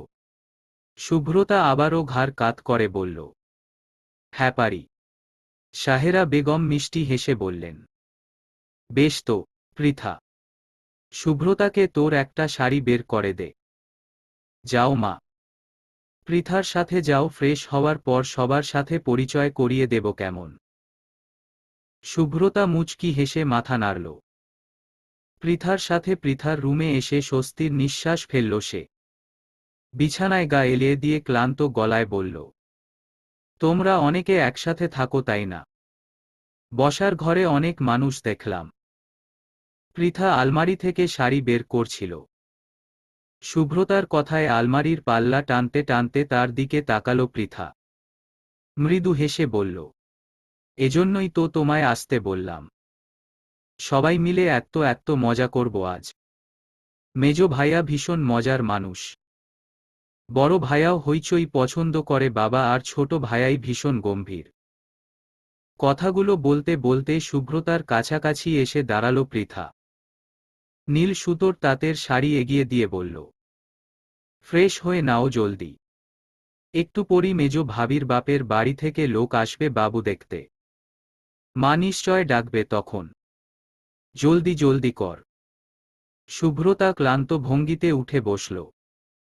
শরীর নয়, মনটা ভীষণ ক্লান্ত লাগছে তার। মনের ভেতরে জমিয়ে রাখা অনিশ্চয়তাগুলোই যেন ধীরে ধীরে ক্লান্ত থেকে ভয়ানক ক্লান্ত করে তুলছে তাকে। শাড়ির ভেতর থাকা ব্লাউজটা নেড়ে চেড়ে বলল, এটা আমার গায়ে লাগবে। মনে হচ্ছে লাগবে। তুমিও তো আমার মতোই দুর্ভিক্ষের দিনের মানুষ। এটুকু বলে নিজেই খিলখিল করে হেসে উঠল পৃথা। শুভ্রতা মৃদু হেসে ওয়াশরুমের দিকে এগিয়ে গেল। দরজার কাছাকাছি গিয়েও হঠাৎ ফিরে তাকিয়ে বলল, পৃথা, শাড়ির কুচিগুলো একটু ঠিক করে দিতে হবে বোন। শাড়ি পরার খুব একটা অভ্যাস নেই। পৃথা মিষ্টি হেসে বলল, আমি থাকতে কিসের চিন্তা ভাবি সাহেবা। আপনার আগমন উপলক্ষে আপনার প্রেমে আপ্লুত পুরুষ আমাকে আপনার পার্সোনাল সেক্রেটারি হিসেবে নিযুক্ত করেছেন। আপনি শুধু আদেশ করুন ভাবি সাহেবা। পৃথার কথার ভঙ্গি দেখে হেসে ফেলল শুভ্রতা। পৃথা নামক মেয়েটাকে ভীষণ পছন্দ হয়েছে তার। একদম সহজ সরল আন্তরিক ব্যবহার তার। একদম নিজের বোনের প্রতিরূপ। শুভ্রতার ছোট বোন থাকলে বুঝি এমনটাই হতো। ওয়াশরুম থেকে বেরিয়ে বিছানার উপর তাকিয়েই বিস্মিত হল শুভ্রতা। তোয়ালেটা পাশে রাখতে রাখতে বলল, এ কি, এত কিছু কেন? পৃথা দাঁত বের করে হাসল। নিচে বসে শুভ্রতার কুচি ঠিক করতে করতে বলল, আজকে ভাইয়ার হার্ট অ্যাটাক করিয়েই ছাড় ভাবি। তোমাকে দেখে আমার রসকসহীন ভাই জাস্ট হা করে তাকিয়ে থাকবে। আচ্ছা ভাবি, তোমার আর ভাইয়ার প্রেম কি করে হলো বলতো? শুভ্রতা লজ্জা পেয়ে বলল, এই বাচ্চা একটা মেয়ের মুখে এত প্রেম প্রেম কিসের? কুচিগুলো গুছিয়ে দিয়ে উঠে দাঁড়ালো পৃথা। শুভ্রতাকে টেনে ড্রেসিং টেবিলের সামনে বসিয়ে দিয়ে বিস্ময় নিয়ে বলল, আমি ছোট? শুভ্রতা হেসে বলল, কেন তুমি ছোট না? শুভ্রতা সাজাতে সাজাতেই উত্তর দিল পৃথা, একদমই নয়। আমি এবার 18+ হচ্ছি। ওই স্লোগানটা শুনোনি? 18-র আগে বিয়ে, 20-এর আগে বাচ্চা। সেই হিসেবে আমার তো বাচ্চার মা হওয়ার কথা।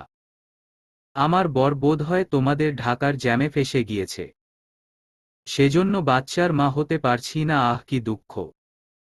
শুভ্রতা হেসে ফেলল, স্বচ্ছ হাসি নিয়ে বলল, এমন কোন স্লোগান নেই পৃথামণি। স্লোগানটা হলো 18-র আগে বিয়ে নয়, 20-এর আগে সন্তান নয়। ধুর ভাবি, যার যেমন প্রয়োজন তার তো সেভাবেই বলতে হবে নাকি? শুভ্রতা দুষ্টু হেসে বলল, তার মানে আমাদের পৃথামণি বউ সাজার খুব ইচ্ছে? তোমার ভাইয়াকে বলবো নাকি? পৃথা হাসল, ফাজলামো করে বলল, বিয়ের ইচ্ছে আমার 100-এর মাঝে 105% ভাবি। তবে ছোট ভাইয়া বলে কোন লাভ নেই। বললে মেজো ভাইয়াকে বলতে হবে। মেজো ভাইয়া দারুণ মজার মানুষ, দেখা যাবে হুট করেই কোন ছেলে ধরে এনে বিয়ে দিয়ে দিল। ব্যাপারটা দারুণ এক্সাইটিং হবে না? পৃথার কথায় খিলখিল করে হেসে উঠল শুভ্রতা। পৃথা নিজেও শুভ্রতার হাসিতে যোগ দিল। পৃথার আন্তরিকতা, স্বচ্ছ চঞ্চলতা যেন মুহূর্তেই শুভ্রতার সকল অনিশ্চয়তাগুলো ভুলিয়ে দিয়ে গেল।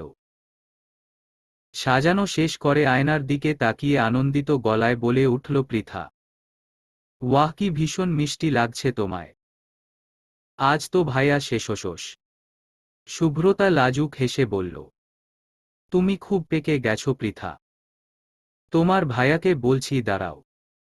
পৃথা কিছু বলবে তার আগেই দরজার কড়া নড়ল।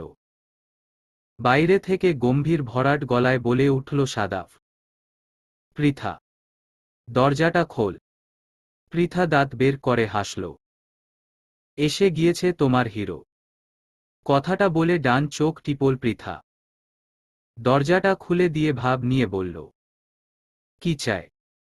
সাদাফ ধমকে উঠে বলল, পোলিও রুগীর মতো বেঁকে যাচ্ছিস কেন? সোজা হয়ে দাঁড়া। সাদাফের ধমকে চুপসে গেল পৃথা। মুহূর্তেই খিলখিলিয়ে উঠে বলল, আমার রুমে তোমার কিসের উকিঝুঁকি ভাইয়া? চারদিকে সন্দেহ সন্দেহ গন্ধ। সাদাফ গাঢ় গলায় বলল, একটা চর খাবি? মা ডাকছে তোকে, যা। পৃথা মুখ ভেঙিয়ে বলল, মা ডাকছে? ভাবি, চল তো। শুভ্রতা উঠে দাঁড়াতেই গম্ভীর গলায় বলে উঠল সাদাফ, মা তোকে ডেকেছে, তোর ভাবিকে নয়। পাকামো না করে ভাগ। পৃথা এবার সরু চোখে তাকাল, দাঁত বের করে বলল, বাহ ভাইয়া, প্রেমে পড়ে কূটনীতি করাটাও শিখে গেছো দেখি। মাকে তো বলতে হয়। পৃথার মাথায় চাটি মেরে চোখ রাঙিয়ে তাকালো সাদাফ, এক থাপ্পড়ে দাঁত ফেলে দেব।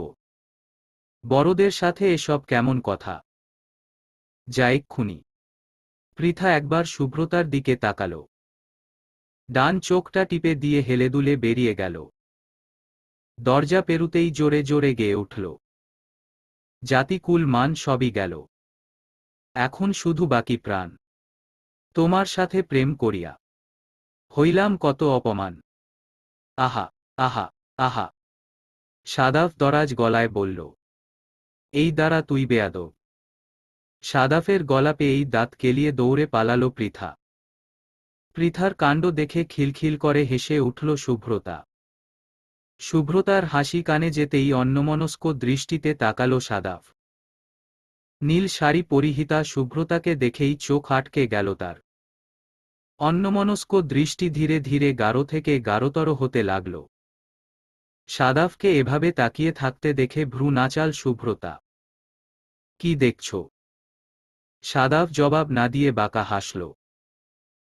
শুভ্রতার দিকে এগিয়ে গিয়ে একদম কাছাকাছি এসে দাঁড়াল।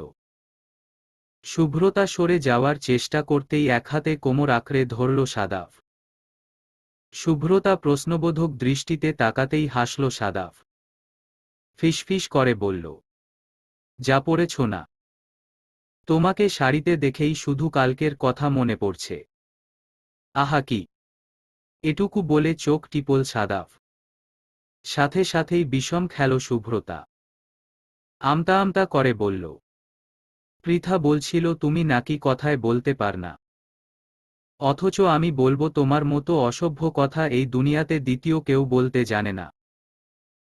তোমার এই রূপ দেখলে তোমার বোন নির্ঘাত সেন্স হারাত। সাদাফ হাসল। দুই হাতে কোমর জড়িয়ে নিয়ে বলল, তোমার ধারণা আমি অসভ্য কথা বলি, কিন্তু আমার ধারণা তুমি সবসময় আমাকে নিয়ে অসভ্য অসভ্য চিন্তা কর। শুভ্রতা চোখ বড় বড় করে বলল, কি? ছিঃ! কক্ষনো না, কক্ষনো না। শুভ্রতা মাথা নাড়ল। সাদাফ স্থির চাহনিতে মুখে এগিয়ে আনতেই নিজের মাথাটা পিছিয়ে নিল শুভ্রতা।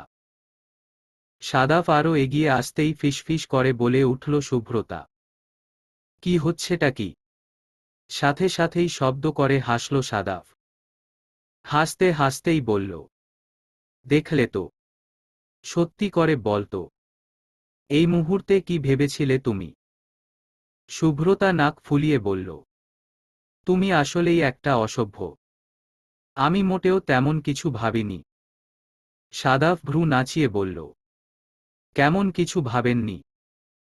শুভ্রতা কিছু বলার আগেই দরজার কাছ থেকে বিদ্রূপ করে বলে উঠল কেউ। বিয়ের আগেই এত রোমাঞ্চ, তাও আবার দরজা জানালা খুলে। কণ্ঠটা কানে যেতেই শুভ্রতাকে ছেড়ে কিছুটা দূরে গিয়ে দাঁড়াল সাদাফ। শুভ্রতা লজ্জায় মিয়ে গেল। শুভ্রতা আর চোখে সামনে দাঁড়ান মানুষটিকে দেখল। সাদাফের মেজ ভাবি নামক মানুষটিকে একদমই ভালো লাগে না শুভ্রতার। মেয়েটা অতিরিক্ত করে। শুভ্রতা তার বরের সাথে যা ইচ্ছে তা করুক, তাতে এই মহিলার কি? কারো রুমে ঢুকার জন্য যে নক করার প্রয়োজন হয় তা কি সে জানে না? মেজ ভাবি আরও কিছু বলতেন তার আগেই মাথা নিচু করে বেরিয়ে গেল সাদাফ। শুভ্রতা যেন অথই সাগরে পড়ল। অস্থির চোখে এদিক ওদিক তাকিয়ে নিজেকে ঢাকার এই মানুষটি থেকে পরিত্রাণ পাওয়ার ছোট্ট কোন আশ্রয় খুঁজতে লাগল সে। মেজ ভাবি হেসে বলল, আমার দেবরকে তো ভালোই আঁচলে বেঁধেছ দেখি। চুপচাপ দেবর এখন উত্তাল প্রেমিক হয়ে গিয়েছে। কিন্তু আঁচলে বাঁধাবাঁধির কাজটা চার দেয়ালের মাঝে করলে হয় না। প্রথম দিনেই মেজ ভাবির এমন সব কথায় মেজাজ চটে গেল শুভ্রতার। আশ্চর্য! একটা মানুষ এতটা ঠোঁটকাটা স্বভাবের কি করে হতে পারে? আর চার দেয়াল মানে কি? এই মহিলার ধারণা মতে শুভ্রতা আর সাদাফ কি মেইন রোডে দাঁড়িয়ে কথা বলছিল নাকি? রাগে বিরক্তিতে মনে থাকা অনিশ্চয়তাগুলো আবারও মাথাচাড়া দিয়ে উঠল। বারবার মনে হতে লাগল এমন একটা ফ্যামিলিতে পার্সোনাল স্পেস পাওয়া সম্ভব নয়, মানসিক শান্তি পাওয়া সম্ভব নয়। মেজ ভাবি আরও কিছু বলার আগেই দৌড়ে এলো পৃথা। মা ডাকছে বলে টেনে বসার রুমে নিয়ে এলো শুভ্রতাকে। বসার রুমে আরও কিছু নতুন মুখ চোখে পড়ল শুভ্রতার।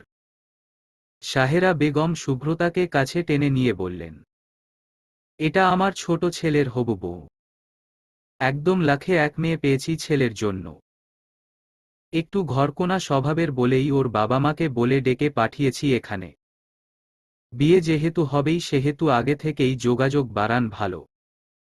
যত মিশবে তত সহজে আপন করে নিবে সব। শুভ্রতা এক পলক সাহেরা বেগমের দিকে তাকালেন। মহিলাটাকে বেশ পছন্দ হয়েছে তার। চেহারা দেখে মনে না হলেও কথাগুলো ভীষণ মায়া মায়া, যেন ভেতরের সমস্ত ভালোবাসাটাই ঢেলে দেন কথায়। শুভ্রতাকে প্রায় 2 ঘন্টার মতো একই জায়গায় ঠাই বসে থাকতে হল। হাসিমুখে হাজার প্রশ্নের উত্তর দিতে হল। খাবার টেবিলেও একঝাঁক মানুষকে দেখে কণ্ঠনালী শক্ত হয়ে এলো। বাবু দেখতে গিয়েও সেই একই অবস্থা। সব মিলিয়ে শুভ্রতার যেন দমবন্ধ লাগতে লাগল। চারদিকে অপরিচিত কণ্ঠস্বর, অপরিচিত চেহারা, পরিচিত সাদাফটা কই। শেষ বিকেলের দিকে সবার থেকে বিদায় নিয়ে বেরিয়ে এল সাদাফ শুভ্রতা। সিএনজিতে উঠেই সিটে গা এলিয়ে দিয়ে বুক ভরে শ্বাস নিল শুভ্রতা। কিছুক্ষণ পরই হুট করে থেমে গেল সিএনজি। শুভ্রতা ভ্রু কুঁচকে বলল, এসে গিয়েছে নাকি এত তাড়াতাড়ি? সাদাফ মৃদু গলায় বলল, থু, নামো। শুভ্রতা সিএনজি থেকে নেমেই বিস্ময় নিয়ে বলল, আরে, এটা তো মামুর বাসা নয়, এখানে কেন নামলে? সাদাফ ভাড়া মিটিয়ে শুভ্রতার ডান হাতটা চেপে ধরল। বিনাবাক্যে একটা রেস্টুরেন্টের ভেতর ঢুকল সে। শুভ্রতাকে একটা চেয়ার টেনে দিয়ে বলল, বসো। সাদাফের মতিগতি ঠিক বুঝতে পারছে না শুভ্রতা। সাদাফের গম্ভীর মুখের কারণটাও ভীষণ অজানা তার। সাদাফ শুভ্রতার মুখোমুখি বসতেই উদ্বিগ্ন গলায় প্রশ্ন করল শুভ্রতা, কি হল? আমরা হঠাৎ এখানে এলাম কেন? বাসায় ফিরতে দেরি হয়ে যাবে তো। সাদাফ ছোট্ট করে উত্তর দিল, খাবো তাই। কি খাবে বল? শুভ্রতা বিস্ময় নিয়ে বলল, খাবো মানে কি? খেয়ে এলাম না মাত্র। সাদাফ শুভ্রতার চোখে চোখ রেখে বলল, তুমি যে কিছুই খেতে পারোনি তা আমি জানি শুভ্রা। কথা না বাড়িয়ে অর্ডার দাও। তোমাকে খালি পেটে বাসায় ফিরতে দেব না আমি। শুভ্রতা কিছু বলতে গিয়েও থেমে গেল। খাবার অর্ডার দেওয়া শেষে শুভ্রতার ডান হাতটা আলতো করে নিজের হাতে নিল সাদাফ। শুভ্রতার চোখের দিকে তাকিয়ে বলল, তুমি আমার অর্ধাঙ্গিনী শুভ্রা। অর্থাৎ তুমি আমার সত্তার অর্ধেক। আমার শরীরে কোথাও হালকা ব্যথা লাগলেও আমি বুঝতে পারি শুভ্রা, উপলব্ধি করতে পারি। তুমিও তো আমার একটা অংশ, তাহলে তোমার সমস্যাটা আমায় কেন বুঝতে দিচ্ছ না? শুভ্রতা চকিতে তাকাল। হাসার চেষ্টা করে বলল, কি বলছো? আমার আবার কিসের সমস্যা?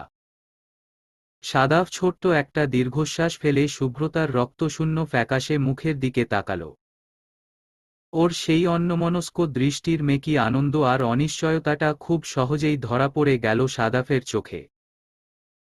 শুভ্রতার হাতে মৃদু চাপ দিয়ে বলল, আমাদের শরীরের কোথাও কেটে গেলে ক্ষতটা সারিয়ে তোলার জন্য ব্যস্ত হয়ে পড়ি আমরা।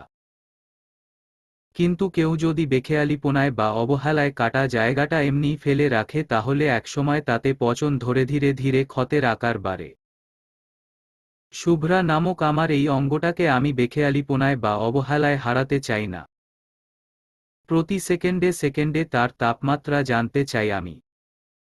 আমার শরীরের সাদাফ নামক অংশ থেকে শুভ্রা নামক অংশটা যে আমার বেশি প্রিয়। তাই তার সমস্যাগুলো, ছোট ছোট কথাগুলোও আমায় জানতে দাও, যেন কাটা স্থানগুলোতে ঔষধ লাগাতে কখনো দেরি না হয়ে যায়। মাঝে মাঝে ছোট্ট ছোট্ট বিষয়গুলোর জন্যই সম্পর্কে পচন ধরে। তাই মনটা অতি সূক্ষ্ম কোন বিষয়ে খচখচ করে উঠলেও আমায় জানাবে। তুমি আমার অর্ধাঙ্গী হলে আমিও তোমার অর্ধাঙ্গ শুভ্রা। আমাদের মধ্যে এমন কোন কথা থাকবে না যার জন্য ভবিষ্যতে এক মুহূর্তের জন্যও আমাদের আফসোস করতে হয়, এক মুহূর্তের জন্যও ভাবতে হয় যে কেন বললাম না। এটুকু বলে থামল সাদাফ।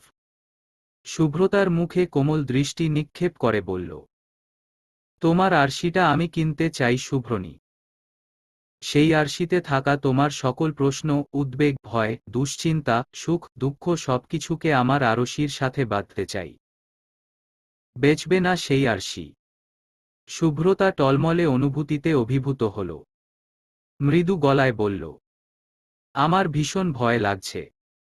মনে হচ্ছে তোমার পরিবারের সবার মনোযোগিয়ে চলতে পারবো না আমি। আমি ছোট থেকেই ছোট্ট একটা গণ্ডিতে বড় হয়েছি। ওদের সাথে ওদের মতো প্রাণভরে কি মিশতে পারবো? আমার শান্তি লাগছে না অস্থির লাগছে। নিজের উপর কিছুতেই ভরসা পাচ্ছি না। সাদাফ মৃদু হাসল। আচমকাই ডান হাতটায় ঠোঁট ছোঁয়াল। সাদাফের অপ্রত্যাশিত ছোঁয়ায় কেঁপে উঠল শুভ্রতা। সাদাফ গাঢ় দৃষ্টিতে তাকাল। আমি তো আছি শুভ্রানী। কাউকে এক্সট্রাভাবে খুশি করতে হবে না তোমায়। তুমি শুধু ভালোবাসো। শুধু এবং শুধুই ভালোবাসা। আমার বাবা মাকে নিজের মতো করে ভালোবাসো। তোমার কাছে শুধু এটুকুই চাওয়া, বাবা মাকে খুশি করতে হবে এমনটা ভেবে নয়, তাদেরকে নিজের বাবা মা ভেবে ভালোবাসো শুভ্রা। যেন আমার থাকা না থাকাতে তাদের গুরুত্বটা তোমার কাছে কমে না যায়। আর আমি তো আছি তোমার পাশে, তোমার হাতটা শক্ত করে ধরে রাখার জন্য হলেও জীবনের শেষ দিন পর্যন্ত পাশে থাকব শুভ্রা। অস্থির হওয়ার কিছু নেই, শুধু নিজের মধ্যে কিছু চেপে রেখো না। তোমার আরশিটা কখনো ঢাকার চেষ্টা করো না। তাকে আমার কাছে উন্মুক্ত থাকতে দিও। ব্যাস। বাকি সব সামলে নেওয়ার জন্য আমি আছি। ঘড়িতে 9টা বাজে। কিছুক্ষণ আগেই বাসায় ফিরেছে শুভ্রতা। রাইসুর সাহেব ভ্রু কুঁচকে তাকিয়ে আছেন। চোখে মুখে স্পষ্ট অস্বস্তি। ভাগ্নির এমন বেপরোয়া চলাফেরা কিছুতেই পছন্দ হচ্ছে না তার। সকালের ব্যাপারটাতেও ভীষণ রকম বিরক্ত তিনি। শুভ্রতাকে করা কিছু কথা বলতে ইচ্ছে করছে তার। মাঝে মাঝে ঠাড়িয়ে চর বসাতেও ইচ্ছে করছে। এত বড় মেয়ের গালে চর বসানো যায় না। তাছাড়া দুদিনের জন্য বেড়াতে আসা ভাগ্নিকে করা কথা বলাটাও ভালো দেখায় না। কথায় আছে, মামার বাড়ি রসের হাড়ি। শুধুমাত্র শুভ্রতার বেপরোয়া চলাফেরার জন্য এই প্রবাদ বাক্যটাকে মিথ্যে করে দেওয়া চলে না। রাইসুর রহমান অসন্তুষ্ট চোখে কিছুক্ষণ তাকিয়ে থেকে হালকা কাশলেন। ভারী গলায় বললেন, সন্ধ্যার পর মেয়েদের বাইরে থাকা মানায় না শুভিমা। তাছাড়া শহরটা তোমার অচেনা।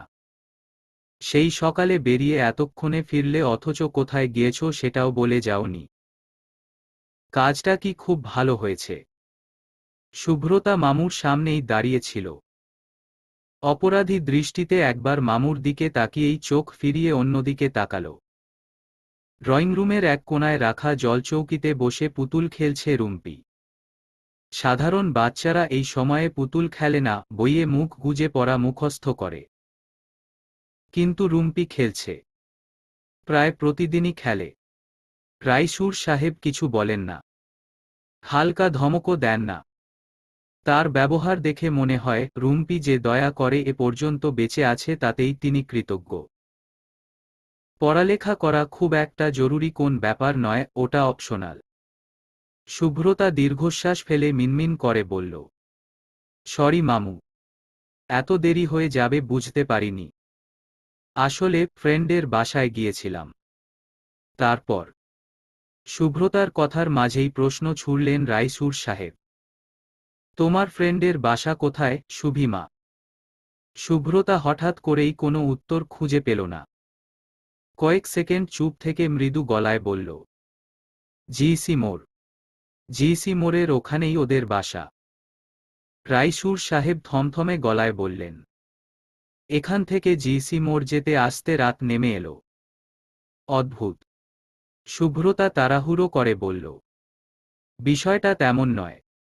আসলে জিসি মোড় যাওয়ার পর হুট করেই সিদ্ধান্ত নিলাম বাটালি হিল যাব। ওটা যে চট্টগ্রামের একটা দুর্দান্ত জায়গা তা তো আপনি জানেনই মামু। এই বর্ষায় বাটালি হিল থেকে পুরো চট্টগ্রামটাকে দেখার লোভটা সামলাতে পারিনি। এদিকে আন্টিও ছাড়ছিলেন না। দুপুরে খেয়েদেয়ে বাটালি হিলের উদ্দেশ্যে রওনা দিতে দিতে 2টো বেজে গেল। সব মিলিয়ে এত রাত। রাইসুর সাহেব কিছুক্ষণ গম্ভীর দৃষ্টিতে তাকিয়ে থাকলেন। কোন কথা বললেন না। শুভ্রতা ভেতরে ভেতরে হাঁসফাঁস করছে। অকপটে এত এত মিথ্যে কথা এর আগে খুব কমই বলেছে সে। মূলত সাদাফের সাথে দেখা হওয়ার পর থেকেই মিথ্যে নামক বাতিক হয়েছে তার। রাইসুর সাহেবের তীক্ষ্ণ চাহনিতে চুরের মতো গুটিসুটি হয়ে দাঁড়িয়ে রইল শুভ্রতা। মনে মনে 101 আয়াতুল কুরসি পড়ছে সে। রাইসুর সাহেব গম্ভীর স্বরে বললেন, রাতের বেলা মেয়েদের বাইরে ঘোরাঘুরি একদমই পছন্দ নয় আমার। তাছাড়া তুমি যে ফ্যামিলি থেকে বিলং কর সেখানে এমন বেপরোয়া চলাফেরা কখনোই মেনে নেওয়ার কথা নয়। বেড়াতে এসেছো, বেড়াবে, সমস্যা নেই, কিন্তু এভাবে একা ঘুরে বেড়ানোটা সেইভ নয়। কাল থেকে ফারদিনকে সাথে নিবে, সে না হয় গাইড করবে তোমায়। এখন রুমে গিয়ে রেস্ট নাও। শুভ্রতা ফারদিনের নামটা শুনেই ভ্রু কুঁচকে তাকাল, কিন্তু মামুকে কিছু বলার সাহস পেল না। এমনিতেই এত রাত করে বাড়ি ফিরেছে, বিষয়টা মায়ের কানে পৌঁছালে কেলেঙ্কারি হওয়ার সম্ভাবনা প্রবল। শুভ্রতা ঘাড় কাত করে সম্মতি জানাল।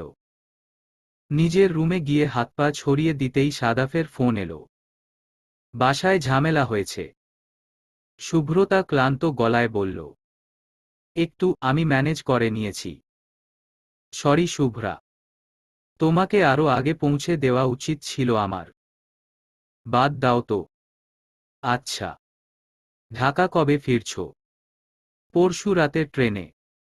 তুমি কি আমার সাথেই ফিরবে নাকি থাকবে? শুভ্রতা মৃদু গলায় বলল, তুমি না থাকলে আমি এখানে থেকে কি করব? আমি পারলে তো কালই চলে যাই। এই ফারদিন নামক কাপড়টা একদম ভালো লাগছে না আমার। সাদাফ ভ্রু কুঁচকে বলল, ফারদিনকে? মামুর বন্ধুর ছেলে। মামু তাকে আমার গাইড নিযুক্ত করতে চাইছেন কাল। ওমন হলে তোমার সাথে দেখা করা সম্ভব হবে না। আমরা কাল রাতে ফিরে গেলেই বেশি ভালো হতো। তবে কাল তুমি বেরুচ্ছ না। আমি আরো ভাবলাম কাল তোমায় নিয়ে সারা শহর ঘুরব আর চট্টগ্রামের ঐতিহ্যবাহী খাবার খাওয়াব। বলে বলে লোভ দেখাবে না একদম। পরে আফসোস হবে আমার। সাদাফ হেসে বলল, আফসোস হওয়াটাই স্বাভাবিক। শুটকি, মধুভাত, বেলা বিস্কুট, বাকরখনি, লক্ষ্মীশাক, গরুর গোস্ত ভুনা, পেলন ডাল, কালাভুনা, বিরিয়ানি, মেজবানি মাংস, আফলাতুন হালুয়া, তাল পিঠা, নোনা ইলিশ, সবকিছুই দারুণ টেস্ট। শুভ্রতা মুখ ফুলিয়ে বলল, তুমি বেশি বেশি বলছ। সাদাফ নিঃশব্দে হাসল। কিছুক্ষণ দুজনেই চুপ থাকার পর বুক চিরে দীর্ঘশ্বাস ফেলল শুভ্রতা।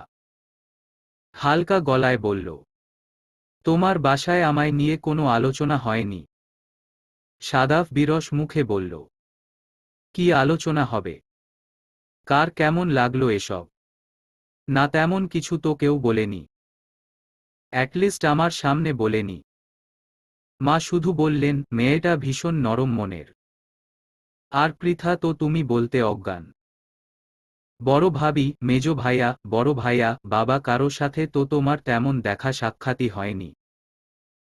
তোমাকে আজ বাসায় আনাটা ঠিক হয়নি। আরও কিছুদিন পর আনলে ভালো হতো। তাহলে আত্মীয় স্বজনের চাপটা থাকতো না। সবার সাথে ফ্রিলি দেখা সাক্ষাৎ হতো।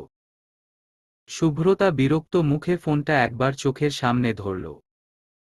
তারপর বিরস মুখে বলল, অর্পণ কল দিয়ে জ্বালাচ্ছে।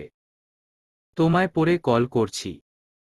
সাদাফ ছোট্ট করে উত্তর দিল, আচ্ছা। সাদাফের ফোন কেটে অর্পণের ফোন রিসিভ করতেই একে একে কথা বলে উঠল চারজন।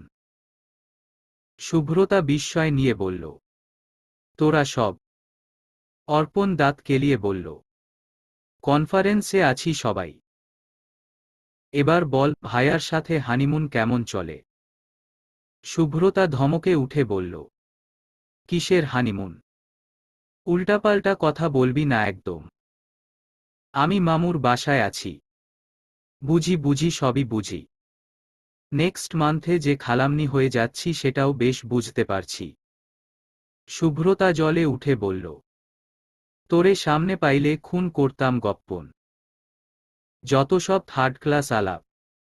পুষ্পী সমঝোতার ভাব করে বলল, আচ্ছা ওসব বাদ দে, তুই বরং এটা বল কেমন কাটল সব।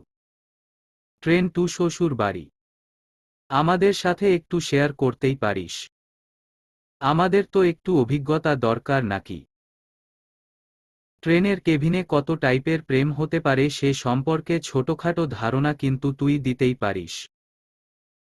ট্রেনের কেবিনের কথা বলতেই লালটে লাজুকলতা ছুঁয়ে গেল শুভ্রতার সারা অঙ্গ জুড়ে। অর্পণ পুষ্পীদের এটা ওটা বলে ফোন কেটে বালিশে মুখ ঢেকে পড়ে রইল সে। হাত বাড়িয়ে রুমের লাইটটা নিভিয়ে দিতেই রোমাঞ্চিত অতীতগুলো ডানা ঝাপটাতে ঝাপটাতে সামনে আসতে লাগল একের পর এক। সেদিন রাতে অযথাই লজ্জায় কুঁকড়ে উঠছিল শুভ্রতা। সাদাফের স্বাভাবিক কথাবার্তাগুলোতেই কেন যেন কেঁপে উঠছিল সে। সাদাফ স্বাভাবিক আলোচনার মাঝপথেই দ্বিধাময় গলায় বলল, কোনোভাবে তুমি কি আমায় ভয় পাচ্ছ শুভ্রা? মানে আমার সাথে সেই ফিল করছো না এমন কিছু? সাদাফের কথায় এক পলকের জন্য চোখ তুলে তাকিয়েছিল শুভ্রতা। সাদাফের গাঢ় দৃষ্টির সামনে চোখ রাখতে না পেরে মুহূর্তেই জানালার বাইরে তাকিয়ে ঘাড় নাড়িয়েছিল। যার অর্থ সে ভয় পাচ্ছে না। তার মানে শুভ্রানী লজ্জার সাগরে হাবুডুবু খাচ্ছে। তুমি যতটা লজ্জা পাচ্ছ মেয়েরা নতুন নতুন বিয়ের পর ততটা লজ্জা পায় কিনা সন্দেহ শুভ্রা। নির্ঘাত মনে মনে আমায় নিয়ে গভীর কিছু ভাবছ তুমি। সাদাফের এমন কথায় ঘাড় ফিরিয়ে তাকালো শুভ্রতা। সাদাফের ঠোঁটের কোণায় হাসি দেখেই অস্থির চোখে এদিক ওদিক তাকাতে লাগল সে। চোখে মুখে রাগ আনার চেষ্টা করেও ব্যর্থ হতে হলো তাকে। মনে মনে রাগ লাগলেও রাগটা প্রকাশ করতে পারছে না সে। শুভ্রতা নিজের প্রতিই বিরক্ত বোধ করল। মুখ ফুলিয়ে বলল, আমি তোমার মতো অসভ্য নই। এমন কিছুই ভাবছিলাম না আমি। সাদাফ হেসে শুভ্রতার পাশে গিয়ে বসতেই চোখ মুখ ফ্যাকাশে হয়ে এল শুভ্রতার। এই ছোট্ট কেবিনে সাদাফ আর সে ভাবতেই ভেতরটা অদ্ভুত উত্তেজনায় কেঁপে উঠল। সাদাফ ঠোঁট টিপে হেসে বলল, আমার পাশে আজ প্রথম বসছ তা তো নয়। এর আগেও অসংখ্যবার বসেছ। ইভেন বেশ কয়েকবার কোলেও উঠেছ। তাহলে আজ এত কাঁপাকাঁপি কেন? বিষয়টা কি সন্দেহের নয়? শুভ্রতা শুকনো ঢোক গিলে কাপা গলায় বলল, সরে বসো প্লিজ। সাদাফ হেসে ফেলল। হুট করেই শুভ্রতার কোলে মাথা রেখে শুয়ে পড়ল সে। শুভ্রতা চমকে সাদাফের মুখের দিকে তাকাল। সাদাফ মিষ্টি হেসে দুহাতে শুভ্রতার কোমর জড়িয়ে ধরল।